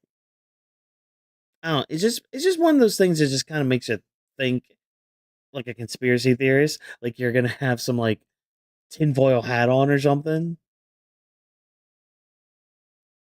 But it's too coincidental. It's just way too coincidental, man. Right, Sydney? And it's just like I'm tired of Brock. I'm just tired of him. And it's nothing against like it's nothing about the allegations, which that's a big thing for a lot of people too. But like just with me, I'm just tired of him, man. I'm ready to move on. I'm ready for WWE to move on. Like they don't need. This was my problem when he came back at SummerSlam. They don't need Brock Lesnar. The company is big enough as is. They don't need that man. What they just need to do is actually freaking try with their storylines and their booking instead of pressing the Brock button all the time. Or when they feel like they need to make a quick buck. Exactly. We have Oba. We have Gunther. We still have Roman around. We have Jacob Fatu. We have these people that can take that spot and be that big thing. But WWE doesn't want to do that. WWE don't want to pull the trigger at all.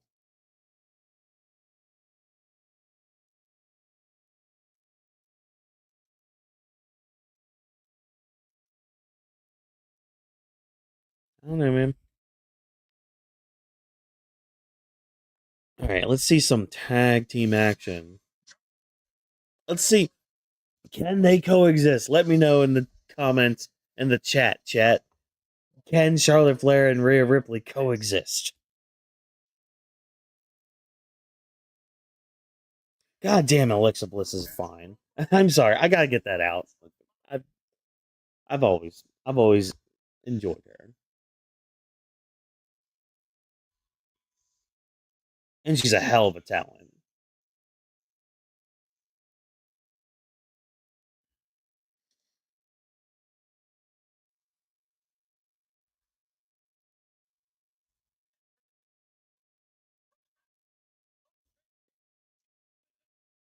Or they'll lose both nights.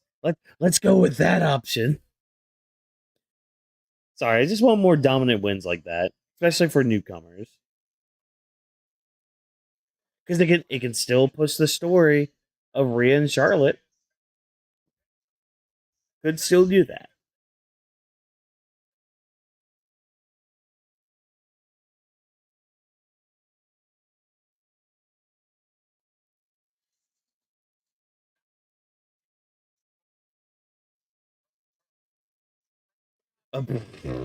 It's so oh those poor Ohioans.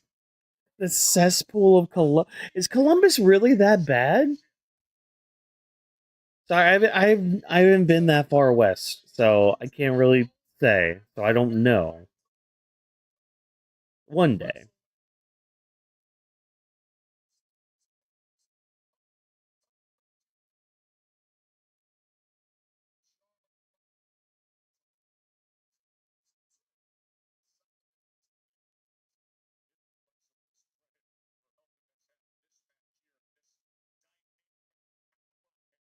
Wait. Oh wait, they're facing BFAB and Jade Cargill tomorrow night, aren't they? I thought they were facing Fatal Influence. Oh my god, I am so stupid. Sorry, I'm just so out of it with it. Or maybe they're not. I don't. Shit, I keep getting mixed up. I keep getting mixed up, man. It's been a long week.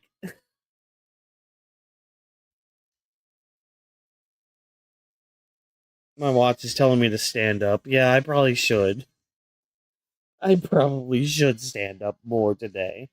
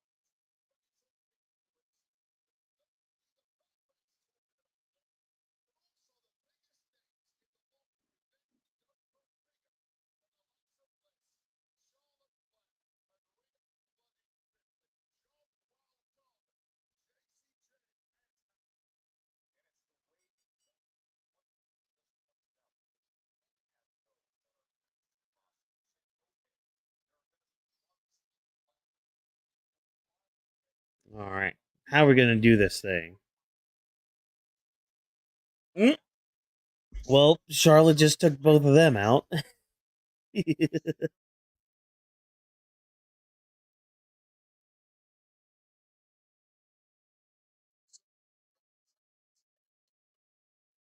Mm.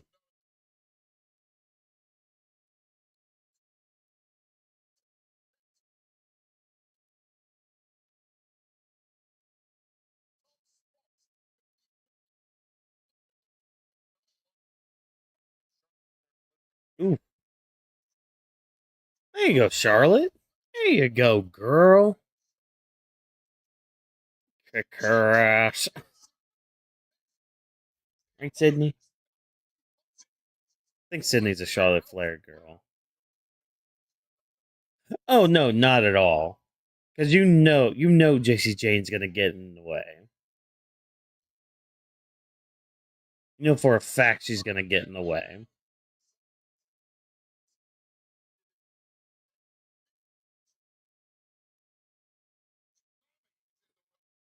Yeah, sorry, Laney. You're about to get destroyed.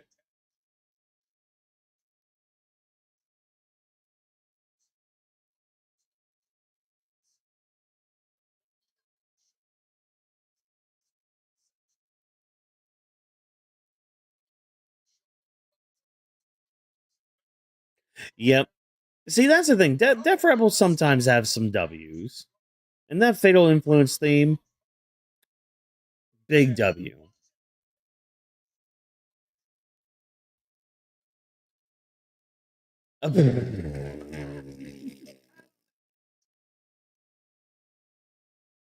Oh, wait, was that Charlotte tagging in? That was Charlotte tag. That's cute. That was funny as shit. Ooh, damn. Damn, JC. JC fell down flat, man. Oof. Like right on her back.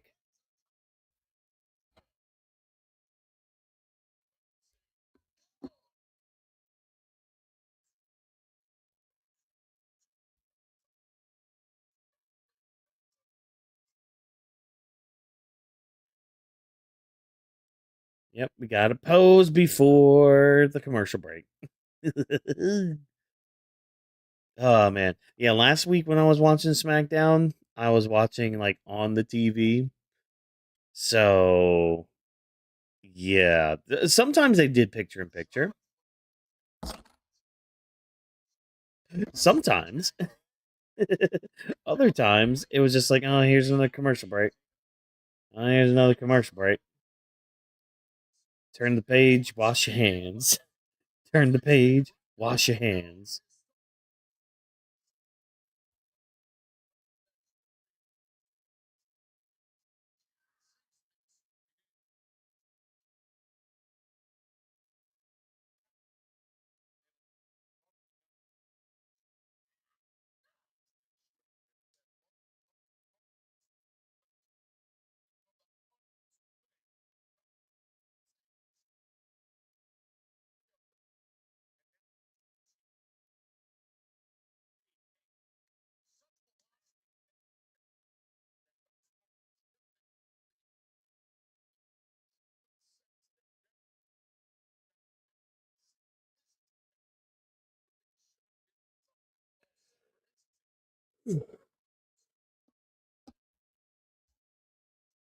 Ooh, sorry, chap. Ooh, today's just starting to hit me now. Ah, it's just starting to hit me right now. Ooh. Oh man,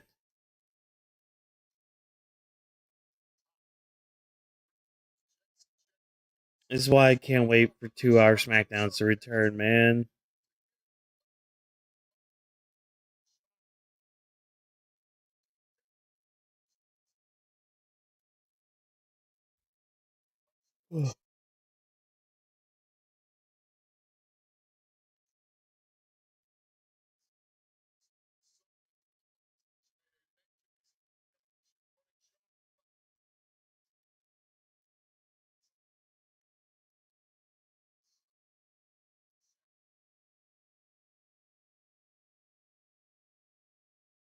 Almost, I almost thought she was gonna go for a soul snatcher there. I almost thought.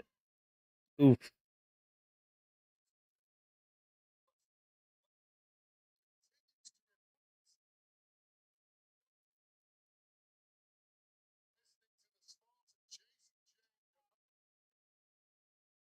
I'm glad I don't have work on Monday. So that way when I watch Double or Nothing, it doesn't matter about watching a 4+ hour wrestling show. Because I won't have to go to work in the morning. Granted, I don't have to go to work tomorrow, but you know. That's hard. I'll actually have more energy then.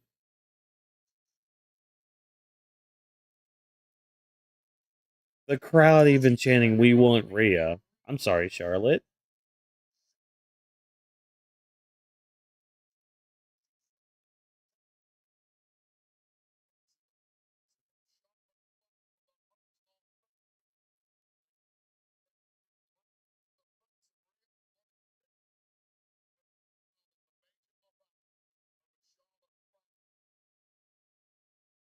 Come on, get the tag, get the tag. Oh, nope. Laney Reed just.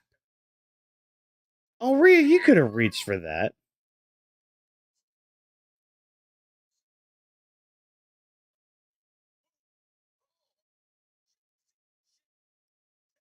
Nice timing to have the ref turned away from there.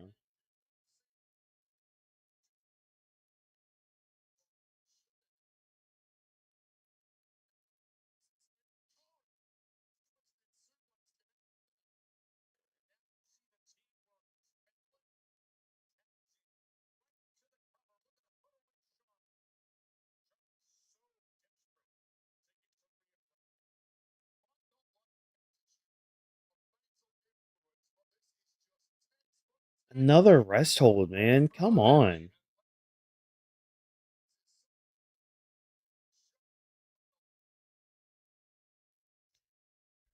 Okay, maybe it's actually the match. Maybe it actually is the match, man. Because, oh, I know, Sydney, yeah. When you mirror. When you mirror. When you mirror.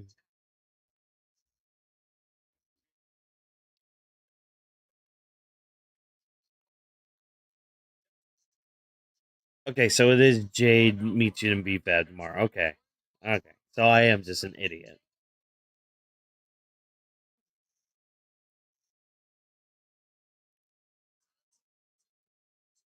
Got the bad knee.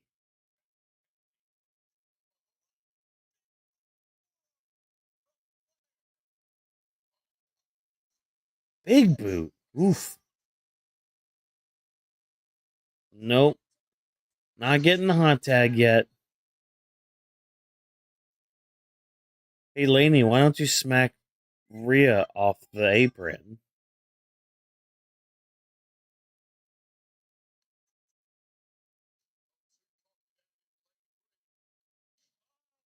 All right, Charlotte.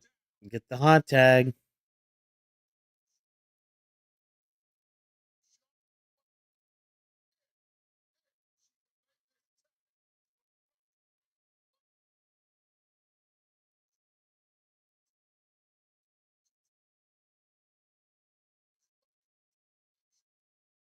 There it is. There's the hot tag.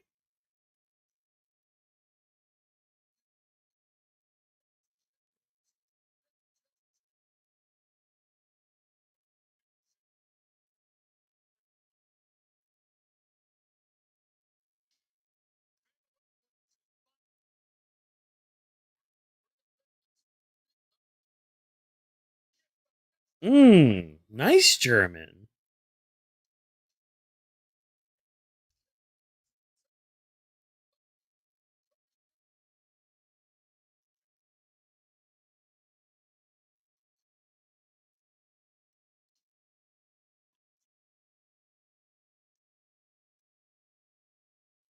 Don't worry, we gotta have the spot where Charlotte saves Rhea. Oh, wait, there it was right there with the big boot. Oh. Cannonball.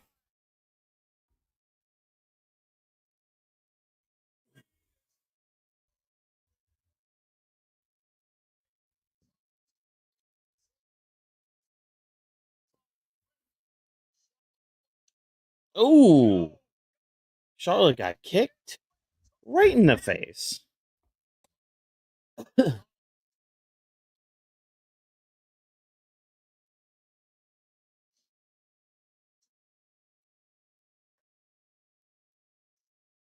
Oh, well. Wait, why are you going like this, Rhea? You didn't go for the pin after you hit the riptide like you normally do.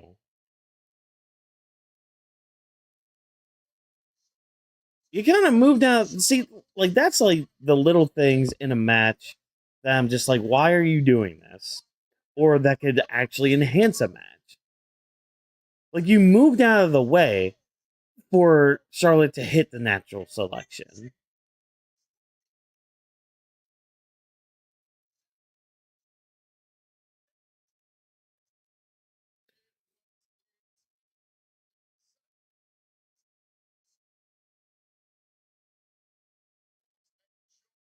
Oh, and now Fatal Influence is beating up on Charlotte and Alexa.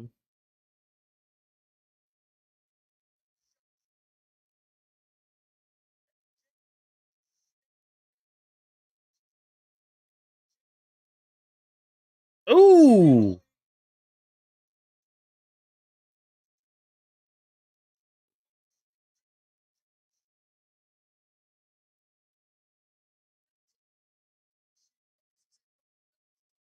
Yep, here we go. The Jaded.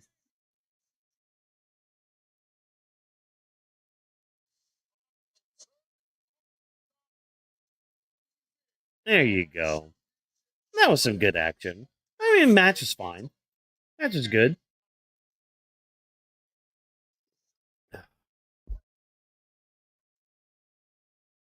Just telling simple story of can they coexist?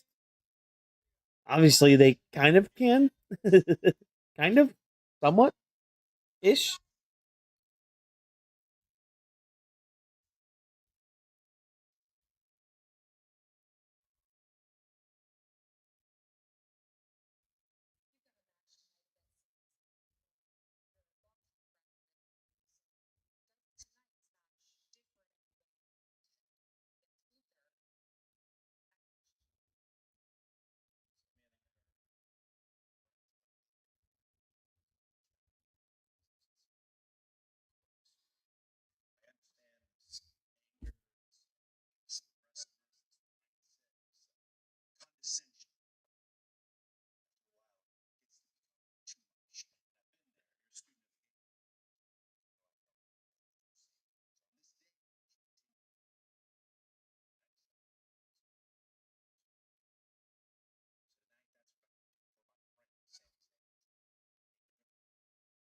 Are we gonna get Codelander soon? Yeah, that's kind of how I felt too. So they're losing tomorrow. Okay, great.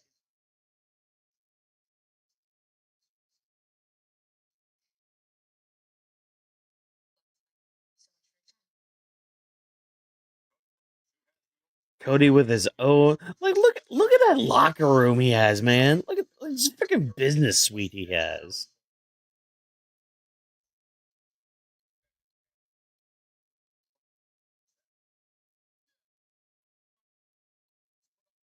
Oh, we're gonna run down the whole tribal combat thing. All right, cool, neat.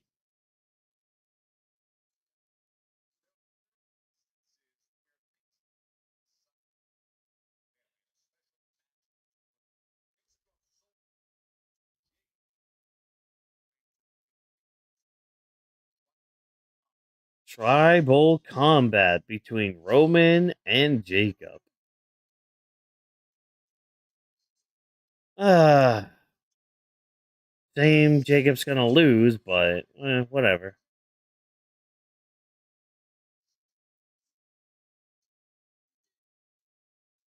Did you the first time, like that's the other thing. Oh, you were supposed to acknowledge Roman after your loss. Did you the first time, Jay? I don't think you did. if memory serves, you didn't acknowledge him at first either. It took you a couple ass beatings.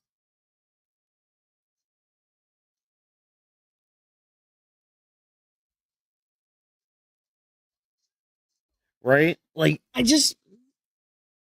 man, I want that heel Cody. I just want the heel Cody. That, I feel like a heel Cody would refreshen the product. And it would refreshen Cody. But, WWE, you're too scared to pull that trigger. Even though every single heel they have, well, just about every single top heel that they have on the company, people love.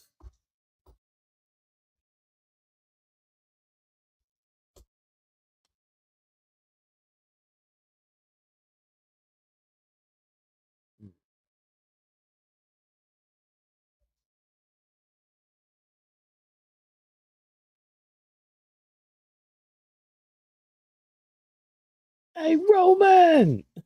Roman! Tribal combat!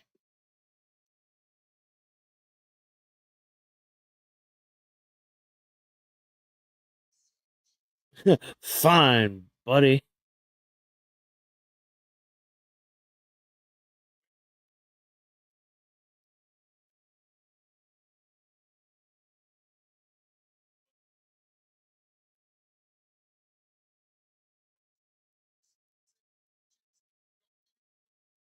The fact that that's going to be the opening to the show, man.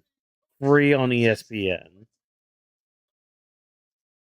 How you doing, Sydney? Who's a good girl, huh? When you meow, who's a good girl? When you meow, when you meow. Good girl. Oh, we are getting solo.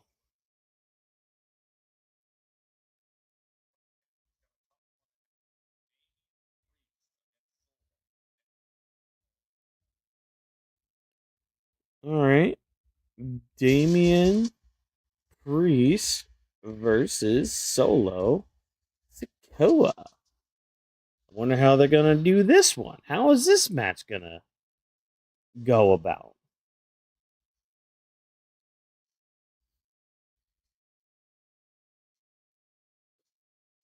Jet, I think I'm gonna take this time, and you as well out there, chat, or if you're watching the VOD, take this time, get up, stretch, move around.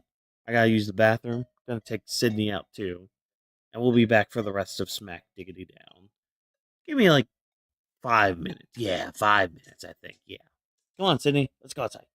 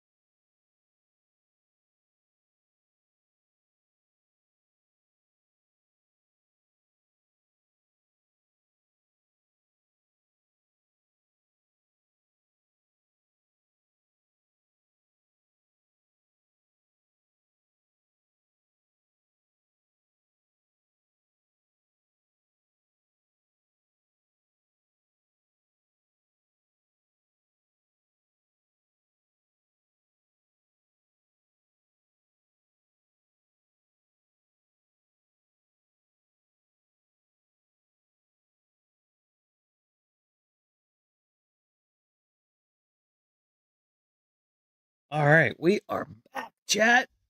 Come on. Come on, Sid. Yeah, I gotta.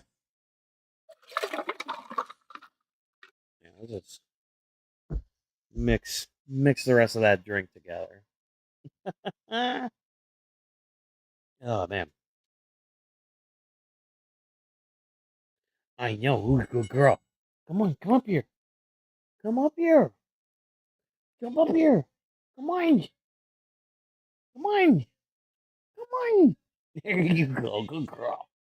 When you meow. When you meow. When you meow. Too sweet. Now where is our truth?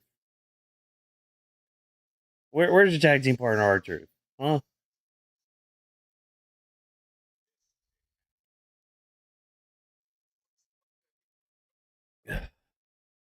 Where's your tag team partner? Is he still injured? Which is very interesting because, you know, don't you only need to defend the tag titles eventually? Right, Sydney? Yeah, they got to defend the tag team title eventually. Yeah. Uh,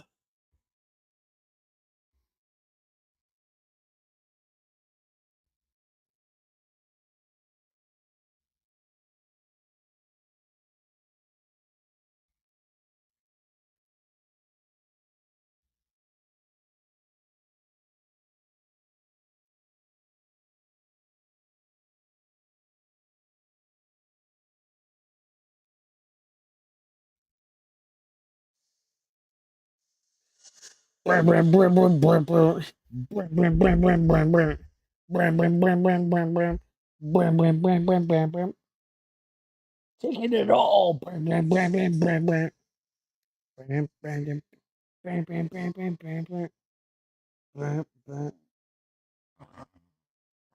Gotcha. Got your head. Got your head, girl. I'm scratching your head. I'm scratching your ear with your bill. Scratching your belly. Good girl. Too sweet. Come here. Oh, you got your Timon toy, huh? I'll throw it for you. Come here. Drop it. Good girl. You're such a good girl. Oh, agree. This is another Death Rebel gem. Good girl. Like that's the thing. They have Death Rebel is a lot like WWE. Oh, excuse me. Oh my gosh. Oh my gosh. Sorry, everybody. Sorry, chat. No. Oh my god. Damian Priest, right? Yo, what if Solo loses and that's what sets off Talla Tonga?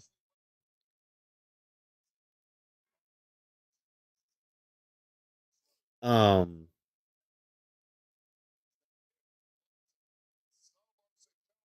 yeah, Def Rebel's a lot like the company that employs them, WWE. It's like we know you can try. When you try, you actually have some bangers. You actually have some good things. But that's just the thing. You actually gotta try. Sorry, Sydney distracted me right there. Checking it. Oh,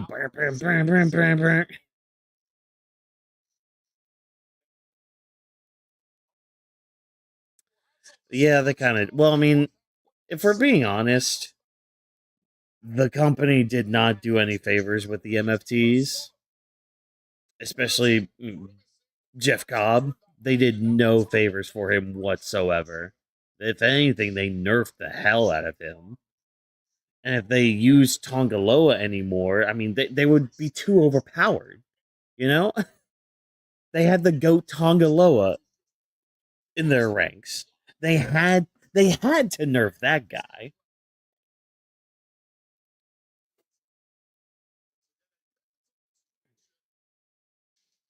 So wait,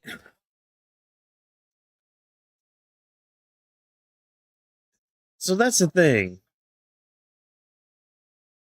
Because now I'm starting to process something here. Talla Tonga told Solo Sikoa, "Hey, you need to do this on your own and be a leader." Blah blah blah. Why are they interfering in the match and during the match? Why? If Solo had to do this on his own, why are you interfering?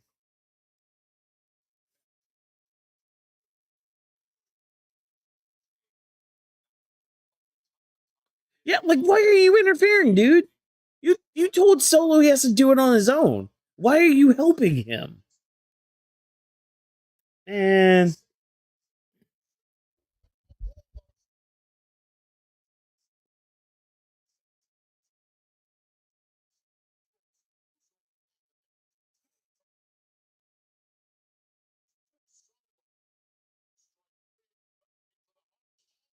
wait, they're going to Portugal? Holy shit!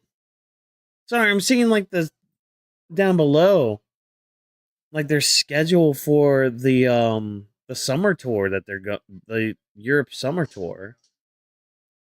Damn, I don't think they've ever been to Portugal, have they?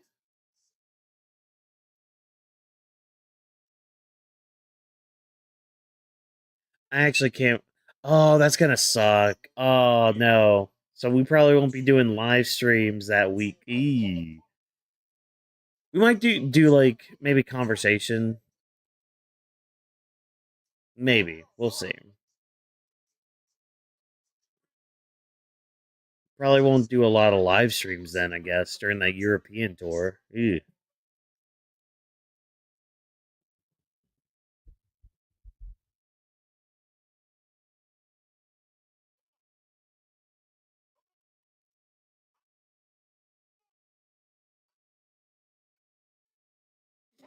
Just because I'll be at work.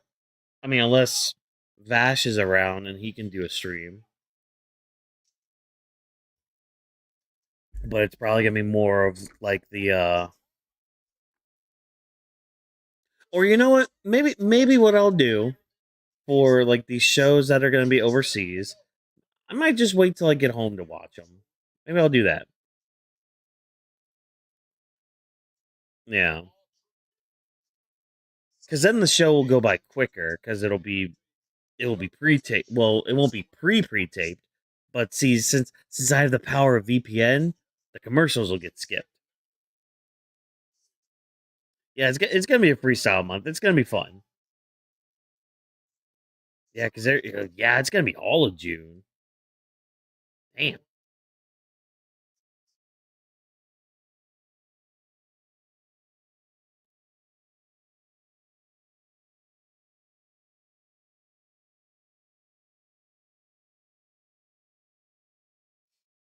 are you comfortable now over there? You didn't want to sit on the chair more, the recliner more. We're getting another recliner down here. Yeah, we are. Yes, sir. Yes, ma'am.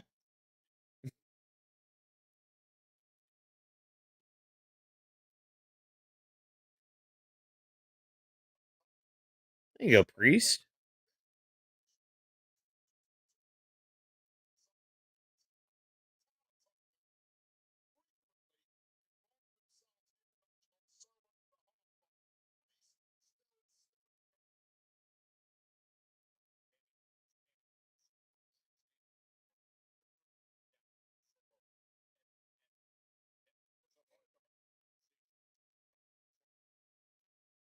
I might just tell Vash. I might just be like, or if Vash is listening in right now, I might be like, hey, buddy, now that you're done with Operation Cougar, time for you to time for you to do some shit.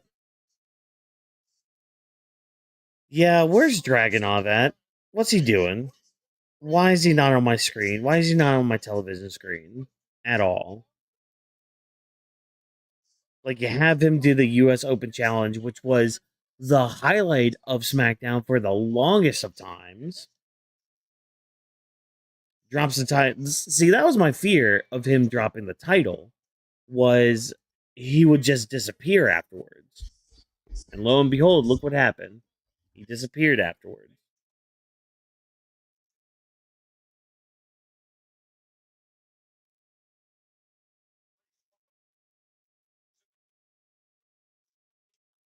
Mm.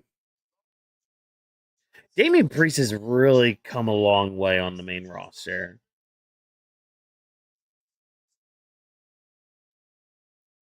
Like, I remember when he first came up and he had that feud with The Miz in that zombie match. Oh, man.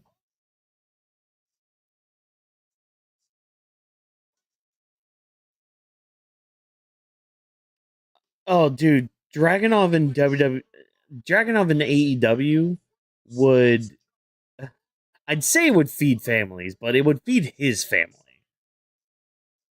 He'd be somebody that I could see like winning like the Continental title or the International title or the National title or the TNT title, like any of those like mid card titles. I could see him winning those and doing like the weekly open challenge thing and holding that thing for a while. Like again, the interference. Literally, Talla Tonga said you need to do this on your own. And yet they're helping him constantly. Like you're going against what the story was going to be going into this match.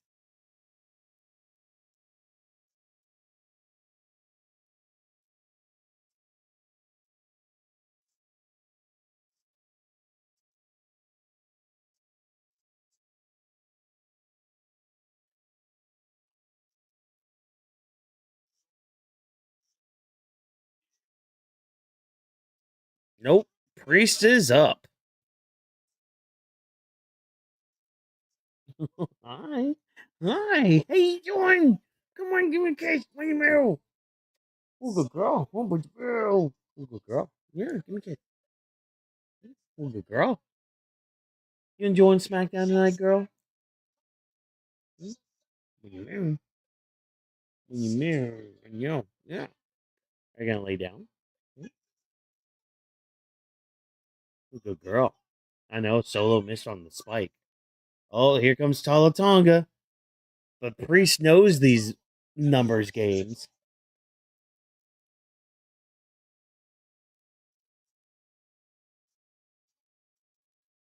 Oh. Oh, Solo caught him with the spike. Hi. Solo wins. I mean, again, not by himself. He had help from his family, but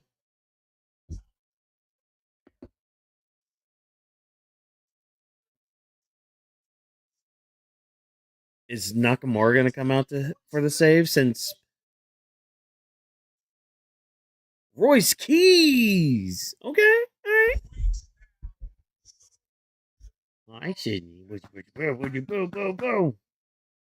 Come on, give me a kiss. Give me a kiss.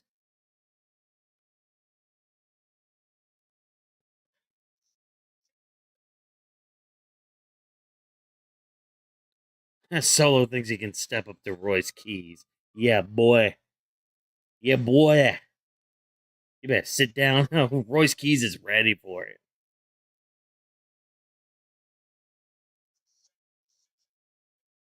Yeah, good decision, Solo. Get out of there. Get out of here. Right, Sydney? Yeah, say get out of here. Where's our truth?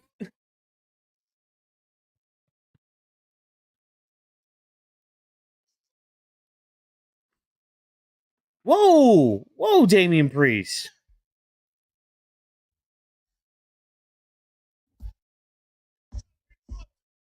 He's trying to beat you up too. Yeah. 229.19.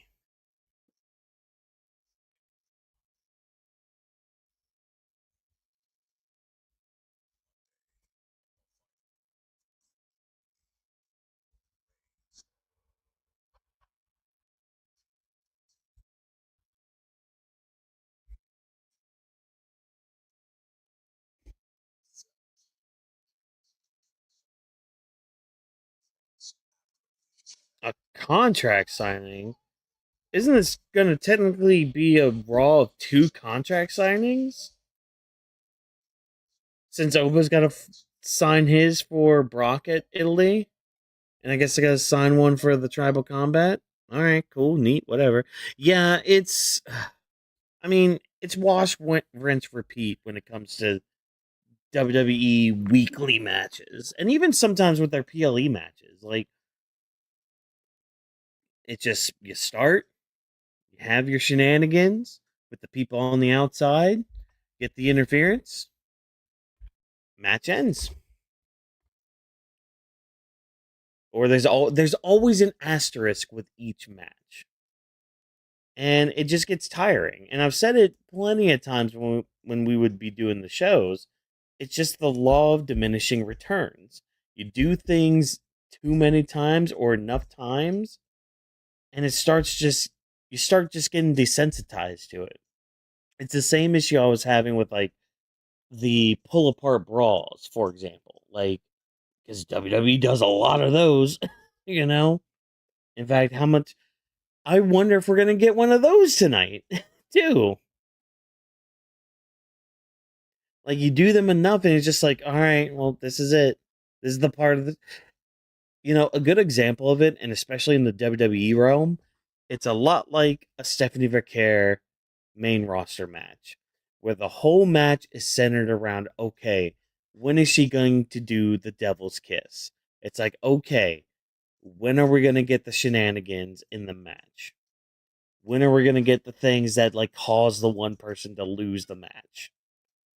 Because like they can just do whatever the hell they want from the beginning to that moment, and nobody's gonna really give a shit about it, unless we're just sitting at home watching it, and then we're not engaged physically there at the show. Because like that's the thing. That's another thing people just need to start getting through their mind is that there is a difference between watching it at home and watching it in the arenas.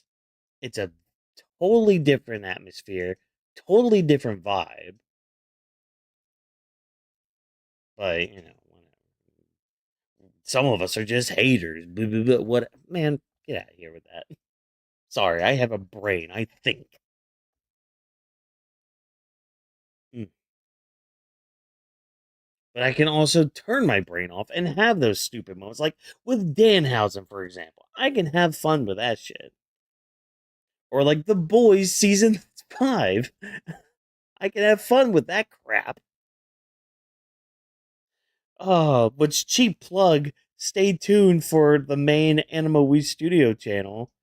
Because me and my friend Trevor, we talked about that season 5 of The Boys, for about over 2 hours.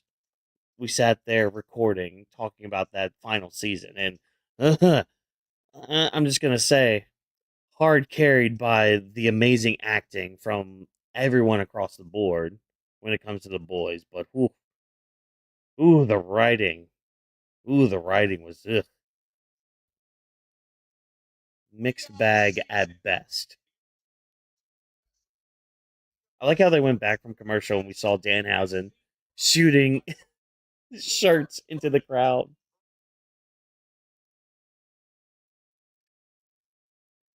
Ugh.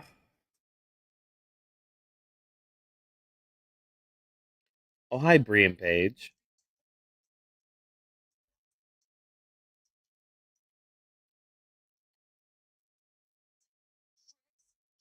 By luck.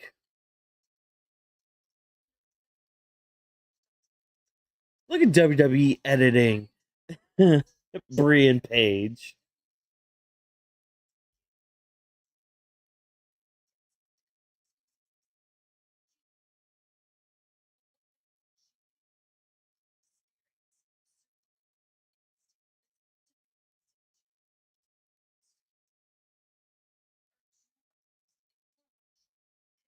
Can we please take the titles off of these two? Like, we were actually doing some good work with the women's tag team division. And then Paige and Brie got the titles. And it's like, yeah, they're defending them, but the matches are kind of crap.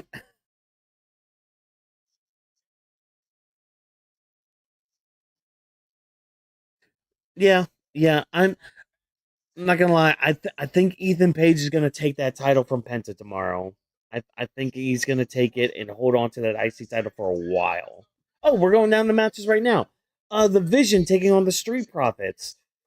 I think the Vision are going to hold on to the tag titles for a bit longer. But man, I would love the Street Profits to win. Penta taking on Ethan Page. Again, like I was just saying, give the title to Ethan Page. I love Penta, but Ethan Page can do some great work with that IC title. Oh yeah, Sol Ruka versus Becky Lynch. Non-title match. Probably going to be Sol Ruka finally picking up a win on the main roster.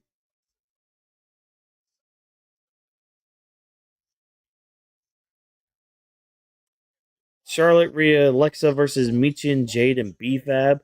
Probably going to be the heel team. I'm thinking Michin, Jade, B-Fab are going to win, causing more tension and friction with Charlotte and Rhea. I don't know why we're doing this rematch with Paige and Brie versus the Irresistible Forces. I mean, the titles aren't going to get off of Paige and Brie yet. They should sooner rather than later, but it's probably going to be Nia and not Nia and Lash. It's gonna they're going to win. Brie and Paige. Oh, there's Blake Monroe with Chelsea Green.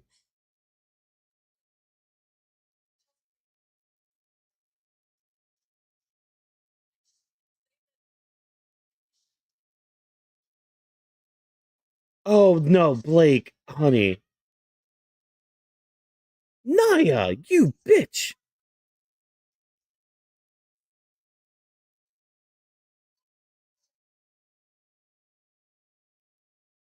Why are they beating up on Chelsea Green? How dare you, man? I already didn't like you. Not how dare you beat up on my Chelsea Green?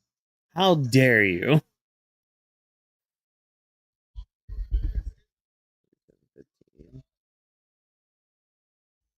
37:15. Just gonna fix my time codes real quick.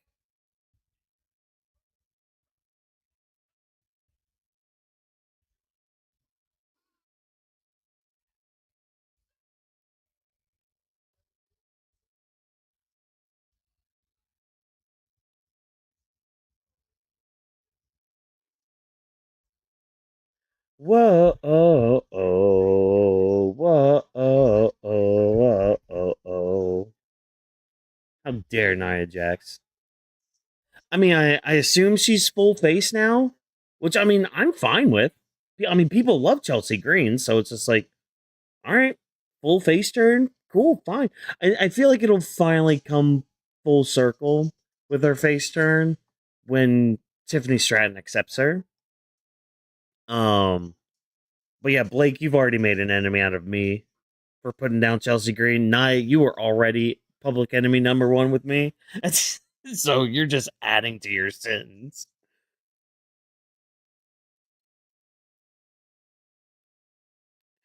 Okay, no, no, no. Yeah, the comment about like putting that card on the same weekend of an AEW pay per view. Keep in mind, don't forget, this is the same company that tried to battle AEW. Well, it was All In. They right. It was All In. Yeah, it was that whole weekend. They tried to combat All In with Goldberg's retirement match. Just keep that in there. Keep that in your mind. The same company that tried to put that on a Saturday night's main event, and they even cut off his retirement speech. That's that same company putting on this card for Saturday night's main event against a weekend of AEW Double or Nothing. And that card, oh my god. I already know what match of the weekend's gonna be. I already know. I already know, chat. It's an easy call what match of the weekend's gonna be. Yeah.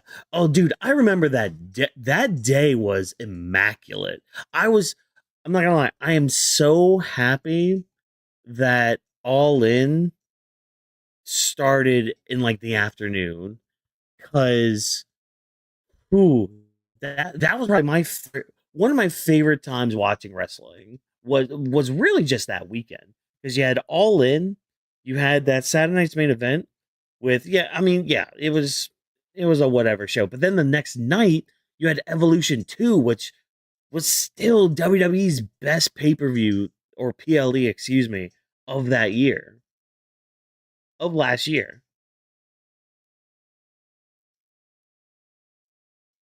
Oh, dude, yeah, the Takeshita and Okada easily gonna be match of the weekend. Osprey versus Joe is a close second though. MJ versus Darby is gonna be more for like the match quality. Obviously, will be there because it's fucking AEW, you know. But that one, I'm more intrigued with the finish. Like, who's gonna win that one? But Takeshita versus Okada, that's I mean, just on paper, man, like you look at that match and you're like, okay, this has potential to like change lives. Excuse me. Like on paper, I look at Takeshita versus Okada and I'm like, it gives me the similar vibes of Osprey Omega 2 from Forbidden Door a few years ago. Because that was the match that truly like brought me back into the fold of wrestling. Kind of like not like brought me back into the fold because like I was still I'm obviously a wrestling fan and all that, but it's like because we had first started doing content for Weaves the Ring that year, and I watched Forbidden Door.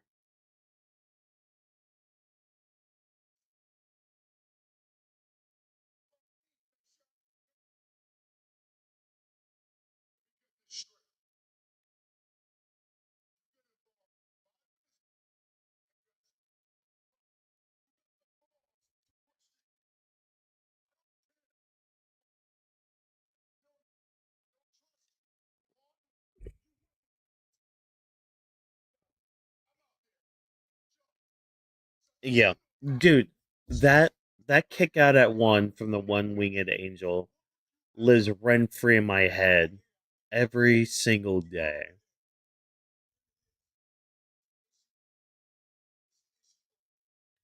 But it's like that match just in general altered my brain chemistry when it comes to wrestling and like how I view matches and storylines and all that.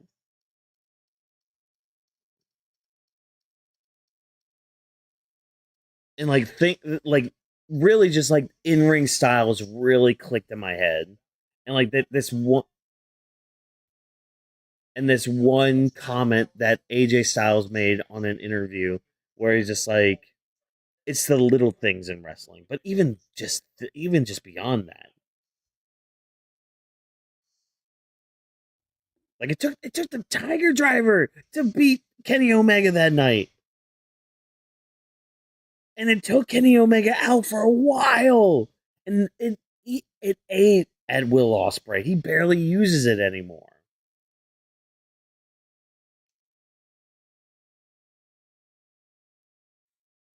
He's gonna have to pull it out too.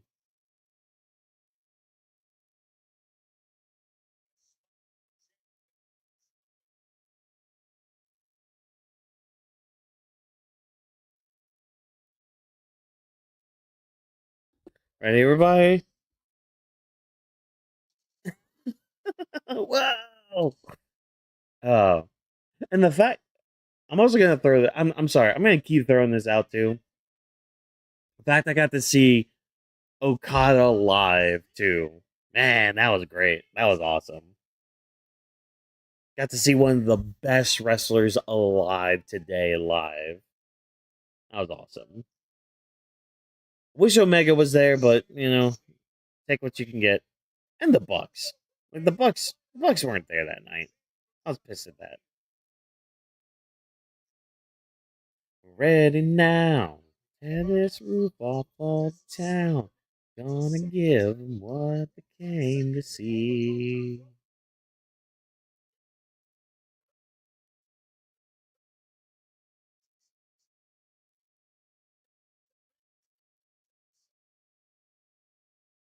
Whoa! I know, Sydney. I keep waking you up from sleeping and all that.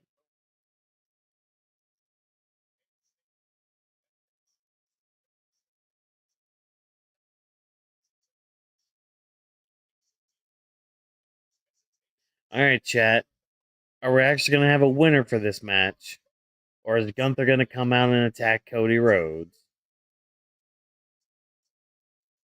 It's about time we're getting this match, too, between these two. This has been boiling up for a bit.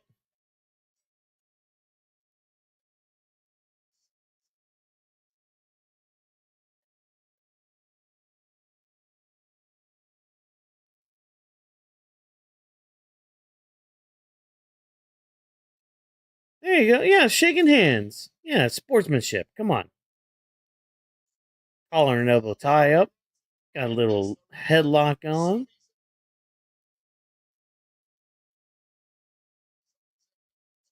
There you go, Sammy. Ooh, nice arm drag. Gotcha. Gotcha, golden boy.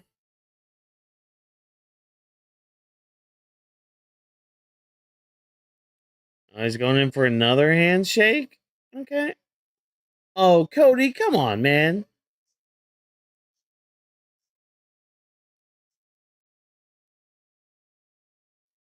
It always bothers me whenever they circle around like that. Because like when I was wrestling back in high school, we always were told to not cross our legs as we were like circling an opponent like that. Because like the moment you circle, like you cross your legs like that, you you're off balance, or like your stance is off balance. So it's like you want to like more lead with a leg and then follow, lead and follow, never cross. So like whenever like they're in a ring and they circle like that, and I see legs crossing, I'm like, can we not? Can we not do that? Because it just instinctively my mind is just like, all right, going for a a single or double like takedown. I'm just like, man, stop doing that, guys. Stop doing that.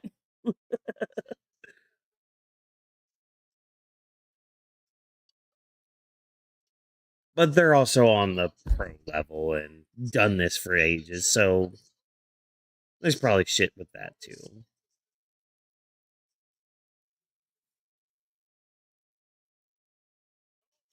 Nice, Sammy. Nice reading of the ring.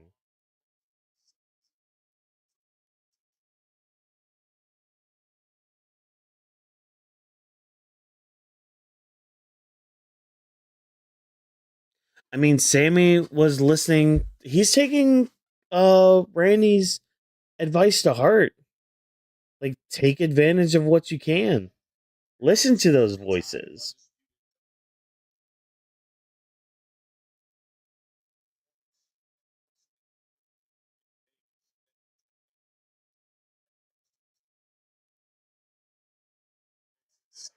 Okay, you'll be fine. There you go. Nice chop block, Sammy.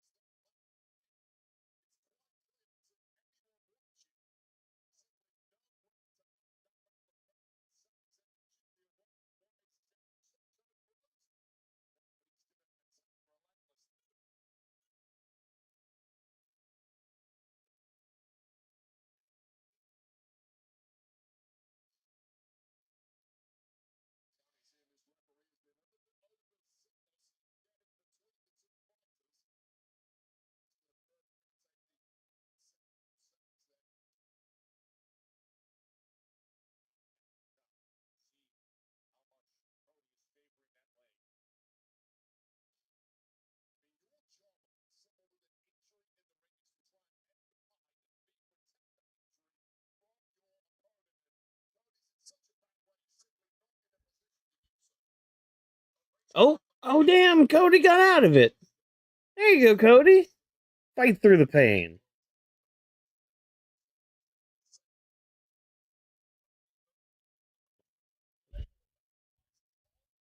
There you go, Sami. Sami. You got this, Sami. I believe in you. Now believe in the me that believes in you, and you got this.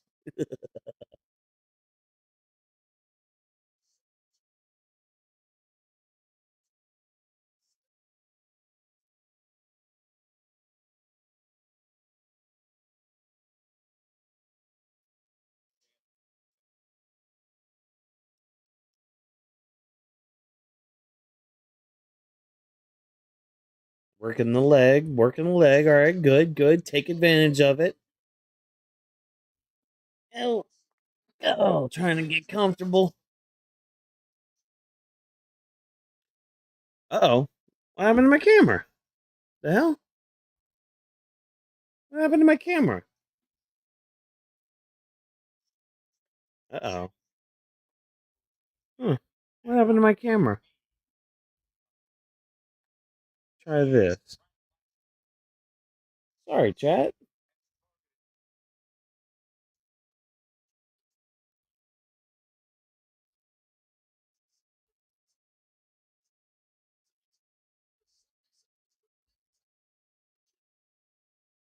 There we go. Now we're good. I don't know what happened there. That was weird. That was very weird.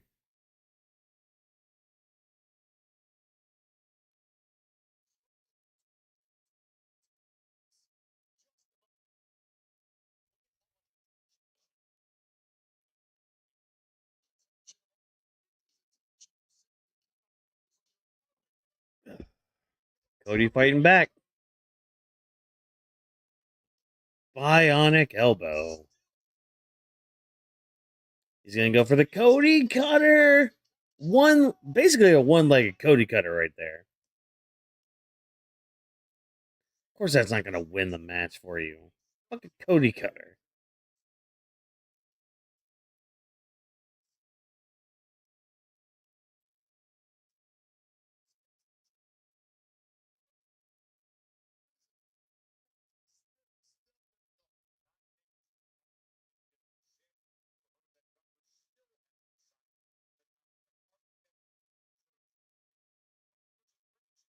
I just wondered. I just thought of something. What if Sami just signs the contract? Oh, Cody like leaped towards the announce table. Jesus Christ, dude.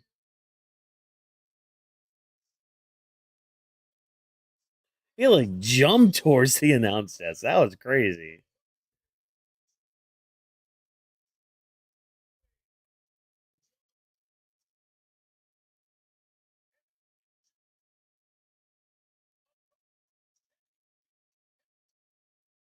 Of course he can beat the count.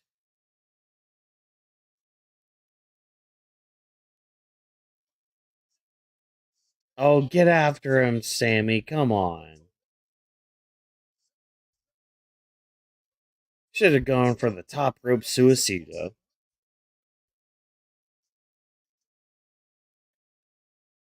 Oh, are you going to set up for the haluva kick?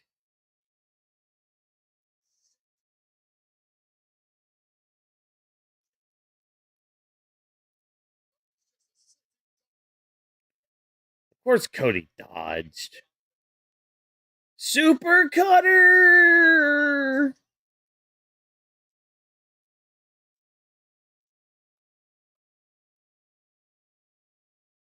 Good. Good kick out, Sami.